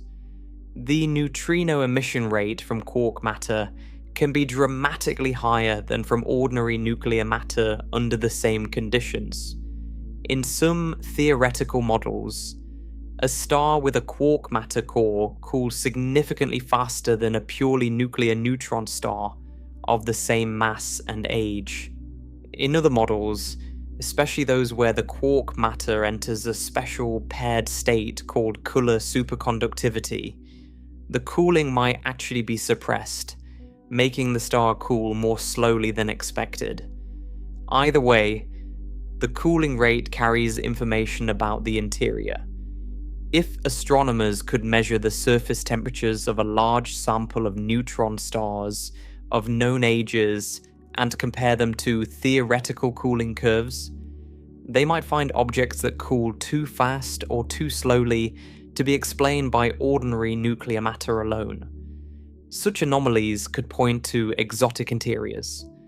The challenge is that measuring neutron star ages and surface temperatures precisely is extraordinarily difficult. The age of a neutron star is usually estimated from the age of its associated supernova remnant, which introduces significant uncertainties. Surface temperatures are inferred from X-ray observations, but the interpretation depends on assumptions about the star's atmosphere, magnetic field, and distance. The data we have so far is suggestive in some cases, but far from conclusive. The fourth approach involves stellar oscillations. Like any physical object, a neutron star can vibrate. These vibrations, called oscillation modes, come in different patterns depending on the restoring force that drives them. Some modes are driven by pressure, similar to sound waves bouncing around inside the star. Others are driven by buoyancy, arising from density gradients in the star's interior. And others are driven by the star's rotation. The frequencies of these oscillation modes depend on the star's internal structure. This is essentially the same principle geologists use to study the interior of Earth.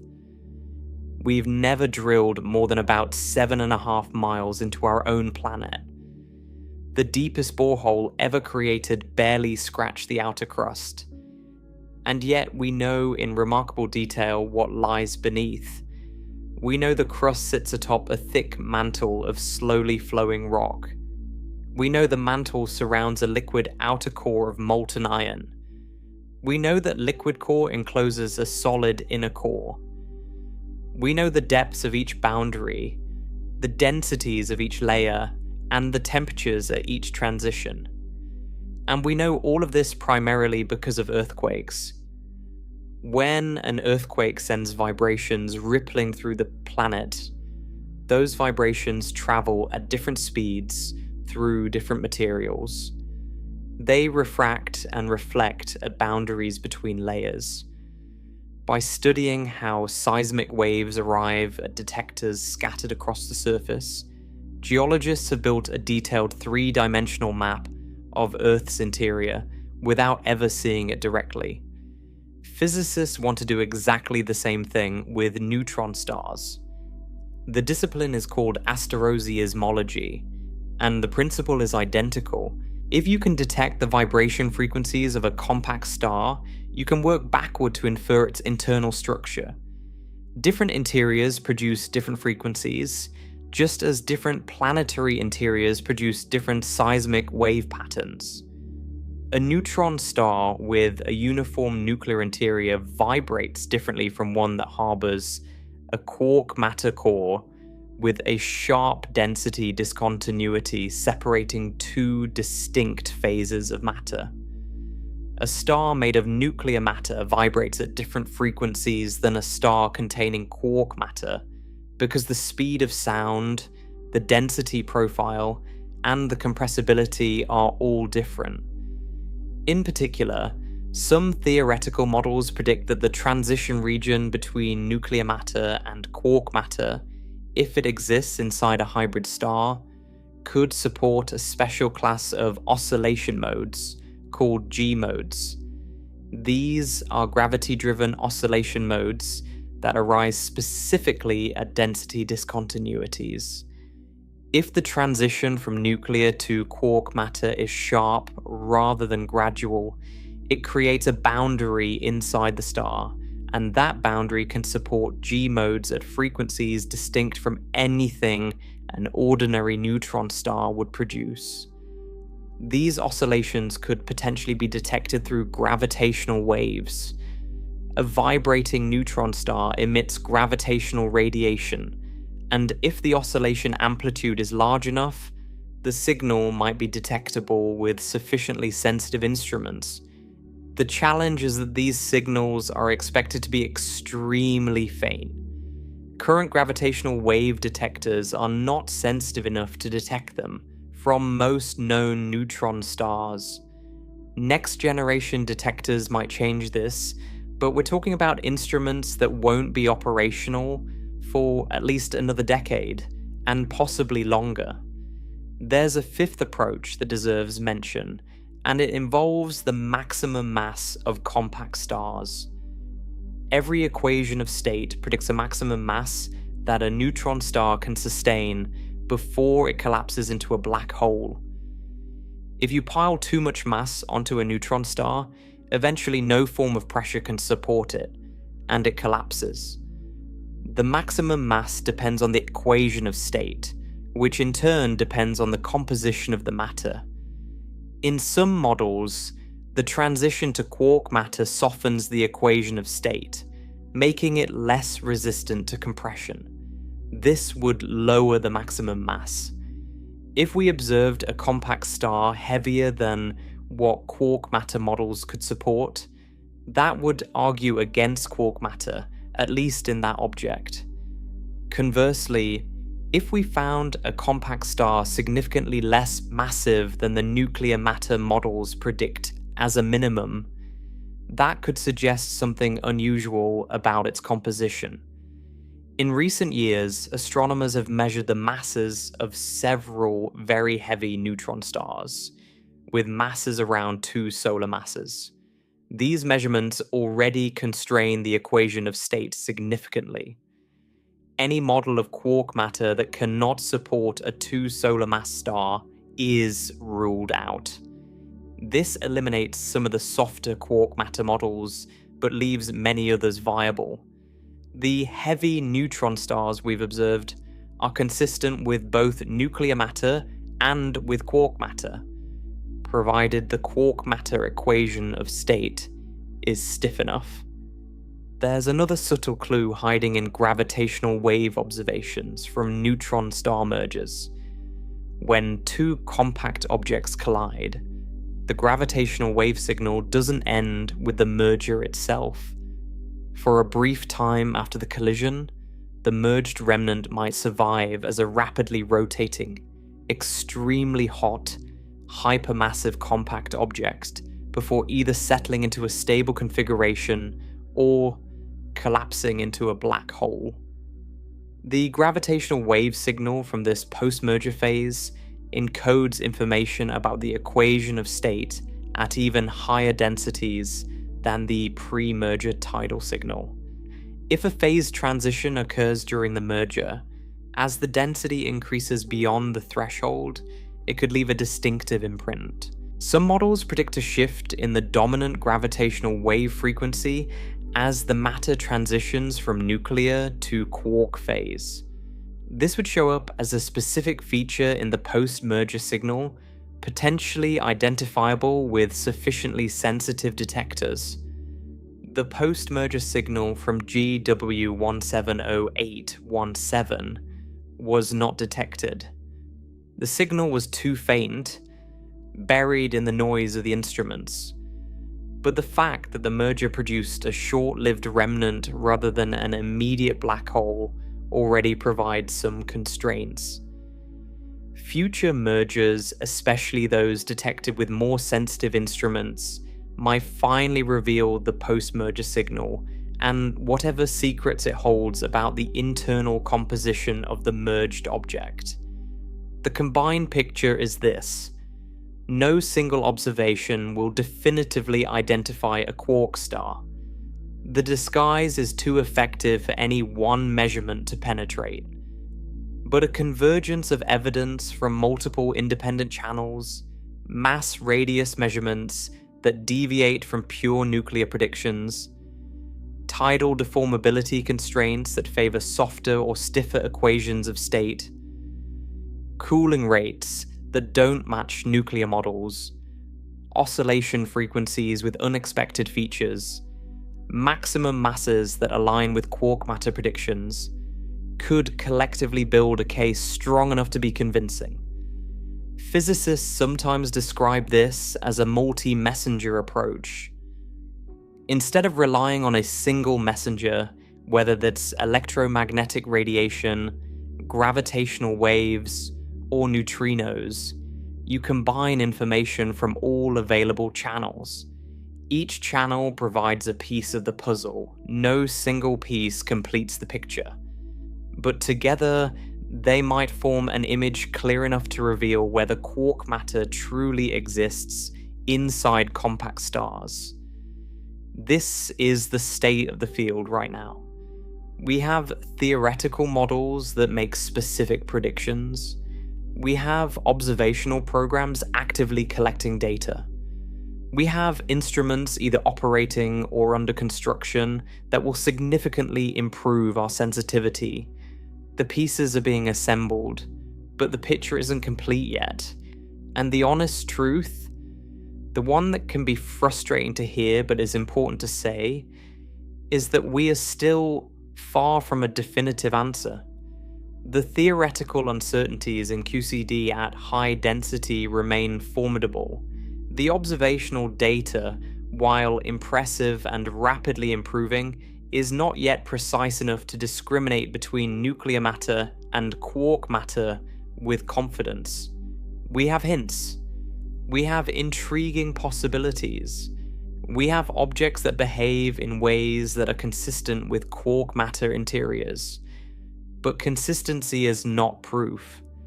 The question of whether any of the objects we've observed might actually be quark stars, whether any of the known compact objects in our catalogues are candidates, and what it would take to move from speculation to something more solid is where we turn next.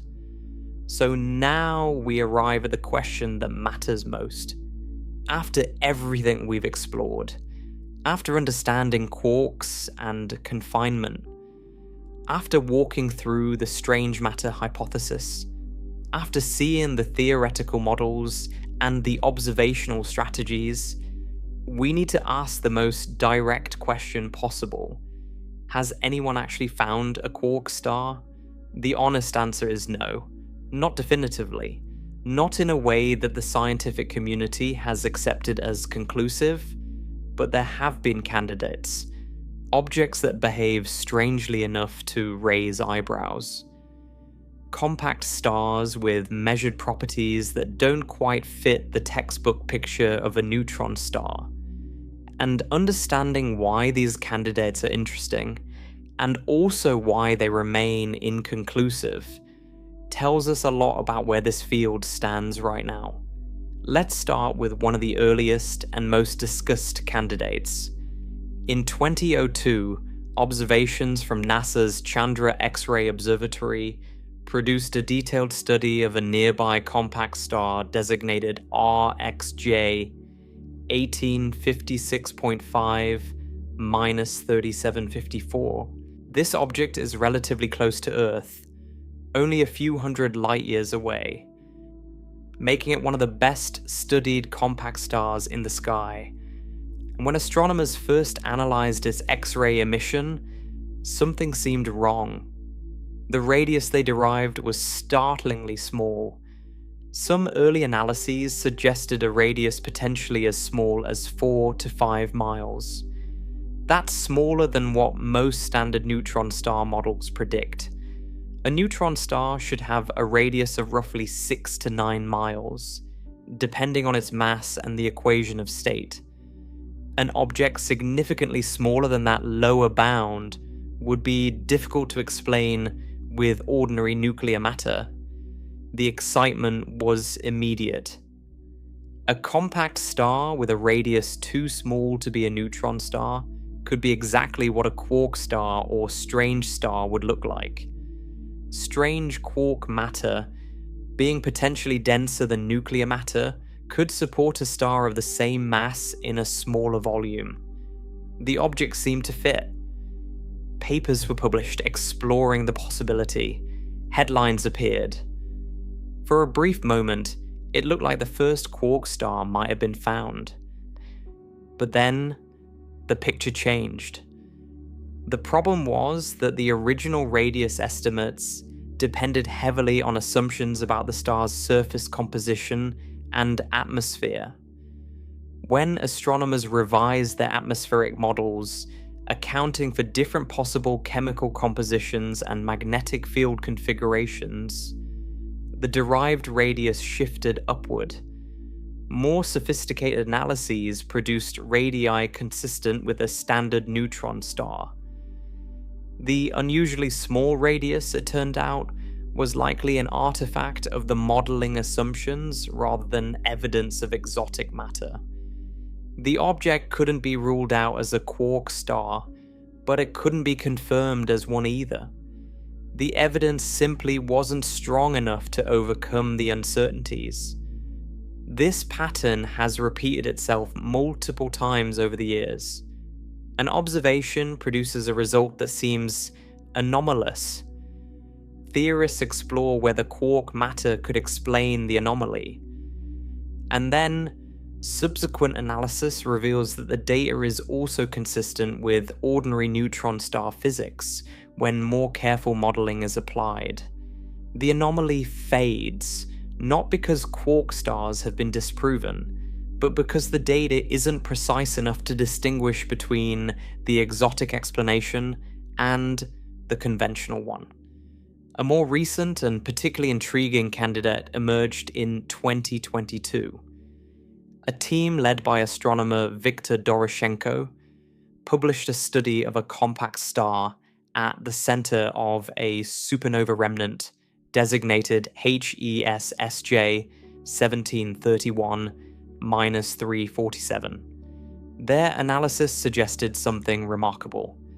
This object appeared to have a mass of only about 3/4 of a solar mass, with a radius of roughly 6.5 miles. If those numbers are accurate, this object is a genuine puzzle. Here's why.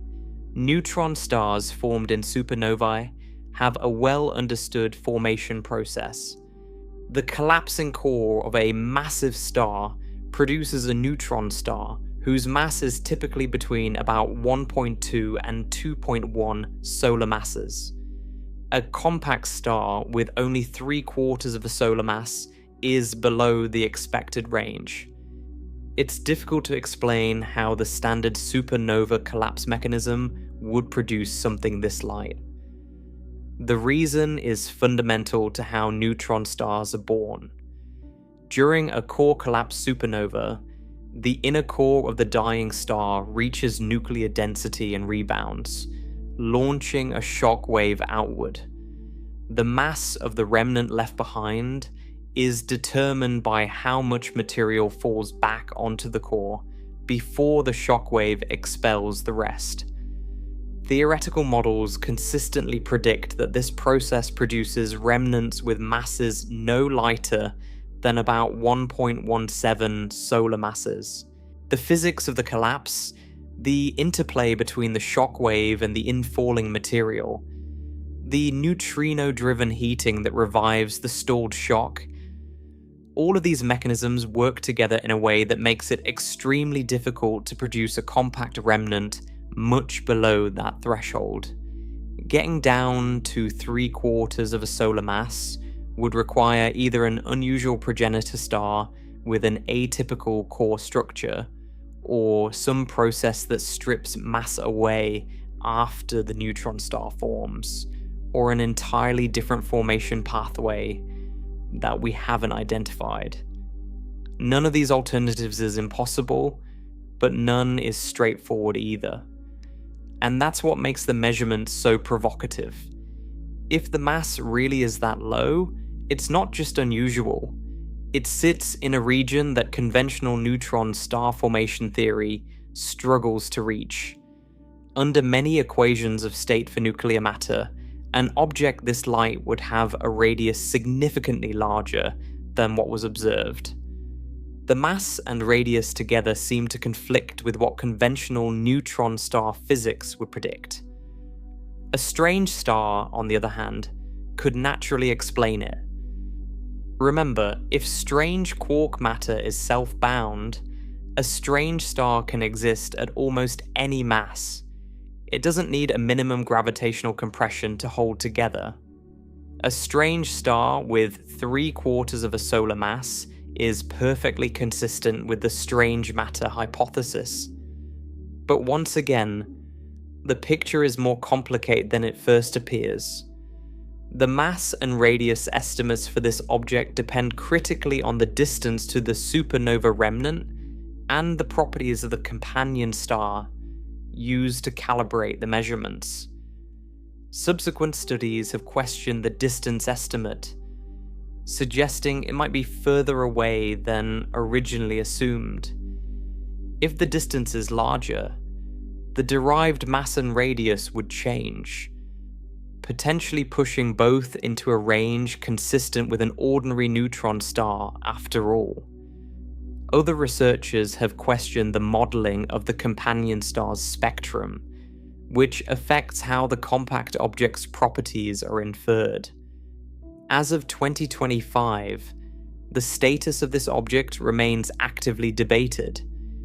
It's one of the most interesting candidates for exotic matter inside a compact star, but it hasn't crossed the threshold into confirmed discovery. The uncertainties are too large. The alternative explanations haven't been ruled out. On the opposite end of the mass scale, very heavy neutron stars also contribute to the conversation, though in a different way. The pulsar designated PSRJ 0740 plus 6620 has a measured mass of about 2.08 solar masses, making it one of the heaviest known neutron stars.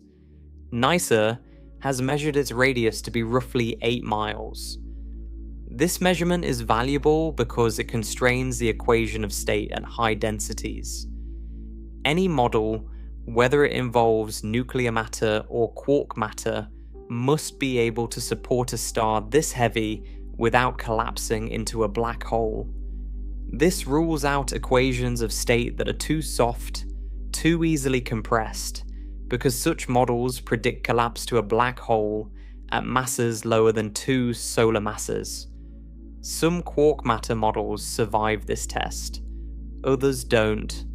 The observation doesn't prove that quark matter exists, but it narrows the field of viable models. And there's an interesting subtlety here. Some physicists have pointed out that the combination of the heavy pulsar's mass and its measured radius is consistent with a phase transition occurring in its core. The star could be a hybrid object with a nuclear mantle and a quark matter core. The presence of quark matter in the core could stiffen the equation of state, just enough to support the observed mass while producing a radius in the observed range. This is plausible, but it's not the only explanation. Purely nuclear models can also fit the data.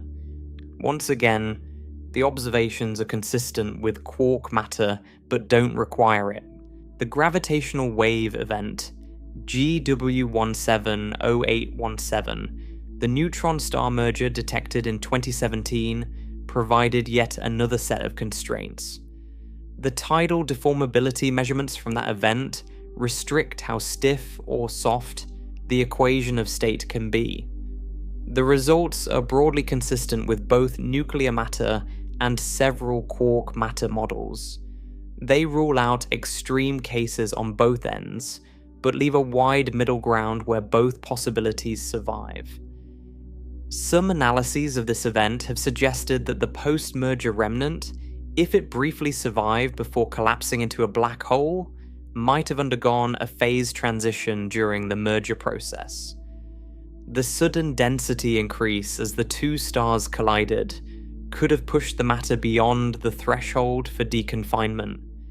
If this happened, it might have left an imprint on the gravitational wave signal, specifically on the post-merger oscillation frequency.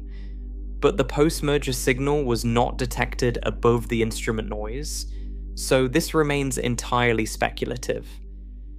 Let me step back for a moment and address a broader point about all of these candidates, because there's a pattern here that's worth making explicit. In every case, the observations are consistent with quark matter, and in every case they are also consistent with ordinary nuclear matter. This isn't a failure of the observations. The instruments are performing magnificently. The measurements are among the most precise in all of astrophysics. The problem is that the theoretical predictions for the two scenarios, quark matter and nuclear matter, are not yet different enough to be distinguished by the available data. The two pictures make predictions that overlap in the parameter space that current instruments can access. To separate them, we need either more precise measurements, more of them across a wider range of objects, or theoretical breakthroughs that sharpen the predictions and identify truly distinctive signatures. So where does this leave us? What can the future offer that the present cannot? Several next-generation instruments are being planned or already under construction that could dramatically improve our ability to probe the interiors of compact stars. On the gravitational wave side, the Einstein telescope, proposed for construction in Europe, and the Cosmic Explorer proposed for the United States, would be roughly 10 times more sensitive than current LIGO and Virgo detectors. This increased sensitivity would transform the field. With current detectors, we can measure tidal deformability from a neutron star merger with modest precision. With next-generation detectors, we could measure it with extraordinary precision, potentially precise enough to detect the signature of a phase transition. More importantly, these detectors could observe the post-merger signal, the gravitational waves emitted by the hot, rapidly spinning remnant in the moments after two neutron stars collide. That signal, as we discussed, encodes information about the equation of state at densities higher than those found in any stable neutron star. It's the only way to probe matter under conditions that push beyond the cores of the heaviest known neutron stars, and it might be the best chance to detect a phase transition to quark matter in real time. Current detectors can't see it, next-generation detectors might. These instruments could begin operating in the mid-2030s. On the X-ray side, proposed missions like EXTP, the Enhanced X-ray Timing and Polarimetry mission, and STROBE-X would build on the work NASA has begun, providing mass radius measurements for dozens of compact stars with significantly higher precision. The power of these missions lies not in any single measurement, but in the accumulation of many. One mass radius measurement can't distinguish quark matter from nuclear matter, but 20 or 30 measurements, spanning a range of masses, could reveal the shape of the mass radius curve with enough clarity to detect a bend or kink that signals a phase transition. Think of it this way.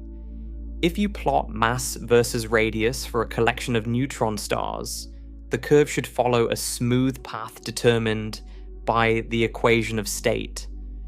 If all compact stars are made of the same material, nuclear matter, the curve will be a single smooth line.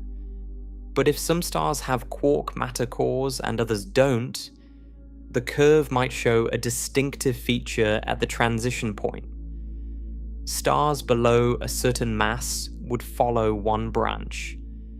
Stars above that mass, heavy enough for their cores to undergo the phase transition, would follow a different branch. With enough data points plotted precisely enough, this branching could become visible. It would be subtle, possibly just a change in the curve's slope, but it would carry profound significance. There are also possibilities from neutrino astronomy. If a supernova were to occur relatively close to Earth, within our own galaxy, the neutrino detectors currently operating around the world could capture a detailed neutrino signal from the collapsing core. The time structure and energy spectrum of that signal would encode information about the phase of matter in the newly forming compact star.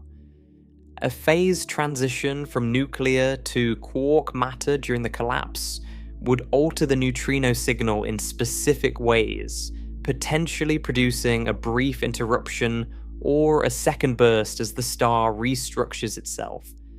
The last nearby supernova observed was in 1987, and neutrino detectors have improved enormously since then. If another occurs, and statistically one should within the coming decades, it could provide a unique window into the physics of ultra-dense matter. The combination of all these future instruments is what makes the next 2 decades so exciting for this field. Right now, physicists are in the position of trying to read a book through frosted glass. They can make out shapes and general impressions, but the fine details remain blurred. Next-generation gravitational wave detectors will sharpen the view from one angle. Precision X-ray missions will sharpen it from another. A nearby supernova would illuminate the picture from an entirely different direction. No single instrument will answer the question alone, but taken together, the combined resolving power of these future observatories could finally be sufficient to determine whether the matter inside compact stars is hadronic or something fundamentally different. Now, let me give you the most honest assessment I can of where this question stands. Quark stars are theoretically plausible. The physics that would produce them, deconfinement of quarks at extreme density, is firmly grounded in quantum chromodynamics, the same theory that successfully describes how quarks and gluons behave at particle accelerator energies. QCD allows deconfinement. The densities inside neutron stars are plausibly high enough for it to occur. No established physical principle forbids the existence of quark stars. They fit comfortably within the framework of known physics, but theoretical plausibility is not the same as observational confirmation. No compact star has been identified as a quark star with anything approaching certainty. Every candidate discovered so far admits alternative explanations grounded in conventional nuclear physics. The strange matter hypothesis, the idea that strange quark matter might be the true ground state of matter, remains unproven. It's an elegant and intellectually stimulating idea, but it has not been established by theory or experiment. Different QCD models give different answers about whether strange matter is more stable than ordinary matter, and we cannot yet determine which models are correct. The honest truth is that the question remains open.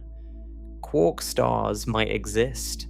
They might be sitting in our catalogs right now, masquerading as ordinary neutron stars, or they might not exist at all, because the phase transition might require densities that are never reached before the star collapses into a black hole. We don't know. And that uncertainty, while frustrating, is itself a scientifically meaningful statement. It tells us exactly where the frontier of knowledge lies. It tells us where our understanding of matter reaches its limits. And this is where I want to end. Not with a definitive answer because the universe hasn't given us one yet, but with why the question itself is so important. The question of whether quark stars exist sits at the intersection of two of the deepest branches of physics. On one side is astrophysics, the study of the largest and most extreme objects in the universe. On the other is particle physics, the study of the smallest and most fundamental components of matter. Quark stars live where these two disciplines collide. They're too large for particle accelerators and too small for most telescopes. Understanding them requires knowing both how gravity shapes space-time around ultra-dense objects and how quarks interact with each other inside those objects. No other phenomenon in nature demands this particular combination of knowledge to the same degree. If we could confirm the existence of a quark star, it would answer a question that has been open since the 1970s.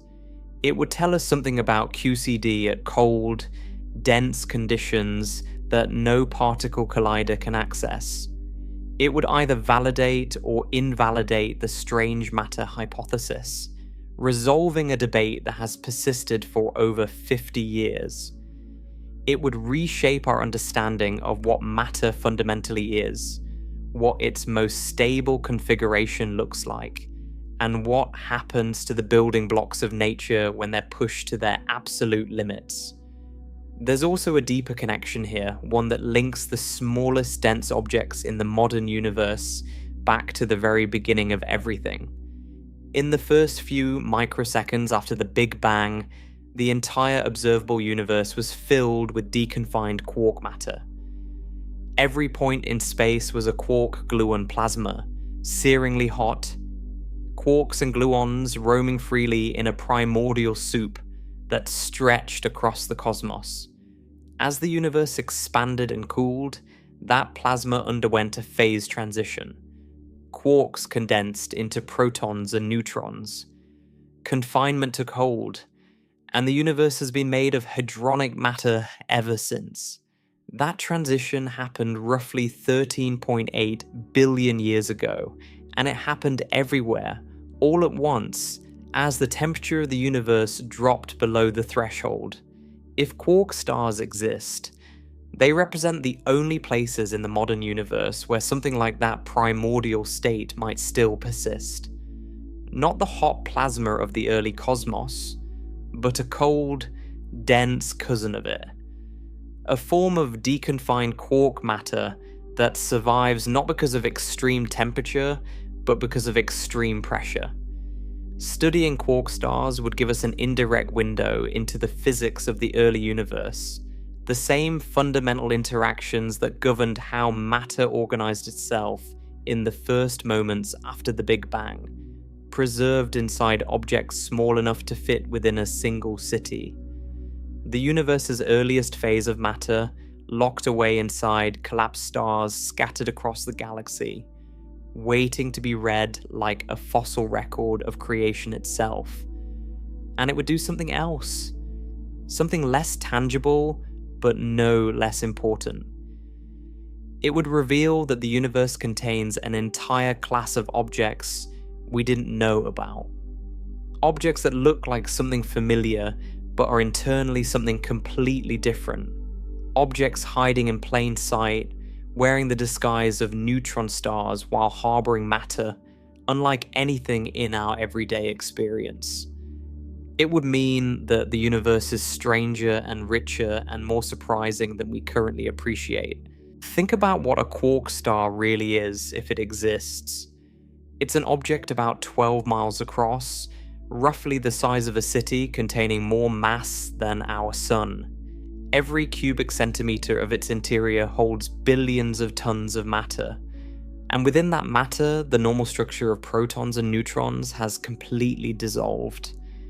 There are no nuclei, no atoms, no molecules, no chemistry, nothing that resembles the matter you interact with every day.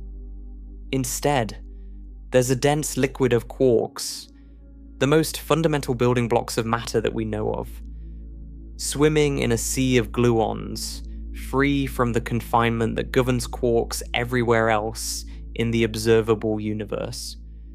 If the strange matter hypothesis is correct, this liquid is the most stable form of matter that can possibly exist.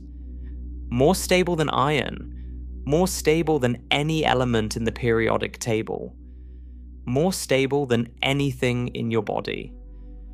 The matter you're made of, the matter you interact with every day, the matter that composes every planet and star you can see, would be merely metastable, comfortable, persistent, long-lived, but not fundamentally at the lowest possible energy state. The true ground state would be something else entirely. Something cold and dense and profoundly alien, hiding inside collapsed stars scattered across the galaxy. This possibility should give you pause, not because it threatens our existence. Ordinary matter is perfectly safe behind its energy barrier, stable for far longer than the current age of the universe, but because it suggests that the matter we consider normal might not be the final word. Nature might have a deeper, more stable configuration that it reserves for only the most extreme environments. The floors of neutron stars, the hearts of supernovae, places where gravity is strong enough and density high enough to push matter past the tipping point into something new. Whether this is true, we don't yet know. The measurements are improving every year. The instruments are getting more sensitive. The theoretical models are being refined. Somewhere in the data we've already collected, or in the data we'll collect in the coming decades, the answer might be waiting. A subtle deviation from the expected mass radius curve. An unusual cooling pattern. A gravitational wave signal with a feature that can only be explained by a phase transition.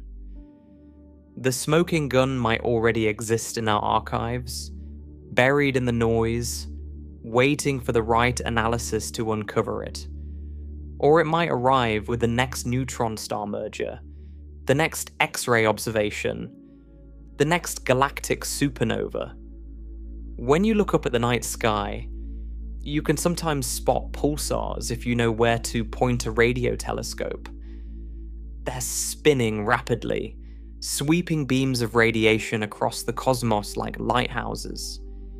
Each one is a neutron star, or at least that's what we call them. A collapsed stellar core weighing more than our sun, compressed into a ball the size of a city, spinning hundreds of times per second, with magnetic fields trillions of times stronger than Earth's. These objects are already among the most extraordinary things in the universe, and some of them, perhaps many of them, might be even more extraordinary than we realize.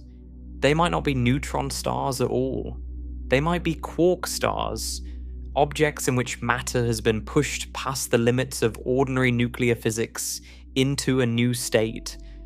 a state where the most fundamental building blocks of nature are rearranged in a configuration the universe achieves nowhere else. We don't know for certain. And that uncertainty is not a weakness of science. It's science working exactly as it should. Identifying what we don't know, mapping the boundaries of our ignorance, and building the tools to push those boundaries outward. The question of whether quark stars exist is one of the great open questions in modern physics. It may take years or decades to answer. It may require instruments that haven't been built yet. But the fact that we can ask the question at all, that we understand enough about quarks and confinement and stellar collapse and gravitational waves to frame the question precisely and pursue the answer systematically, that is remarkable. We're talking about objects hundreds of light years away, objects we can never visit, objects we can never touch, and yet we're developing ways to determine what kind of matter exists inside them. Not by guessing or speculating, but by measuring, predicting, testing, and comparing. Quarks are the smallest known components of matter. Compact stars are among the densest objects in the universe. The question of quark stars connects these two extremes, the very smallest to the very densest, in a way that reveals something beautiful about the unity of physics. The same laws that govern subatomic particles in a laboratory govern the interiors of collapsed stars. The same force that binds quarks inside a proton may reshape the nature of matter inside an object you could spot with the telescope. The universe is consistent across its entire range of scales, from the smallest to the largest, and the quest for quark stars is one of the most powerful illustrations of that consistency. So, the next time someone mentions neutron stars, remember this: we know they're out there, we've detected thousands, but there's a possibility, grounded in solid physics and taken seriously by researchers around the world, that some of these objects are not what they seem. That behind the familiar label, hidden beneath the disguise of ordinary mass and radius, lies a form of matter that has never been directly observed. A form of matter that might redefine our understanding of what it means for something to be fundamental and stable. We don't have the final answer yet, but we're looking. And in science, looking is everything.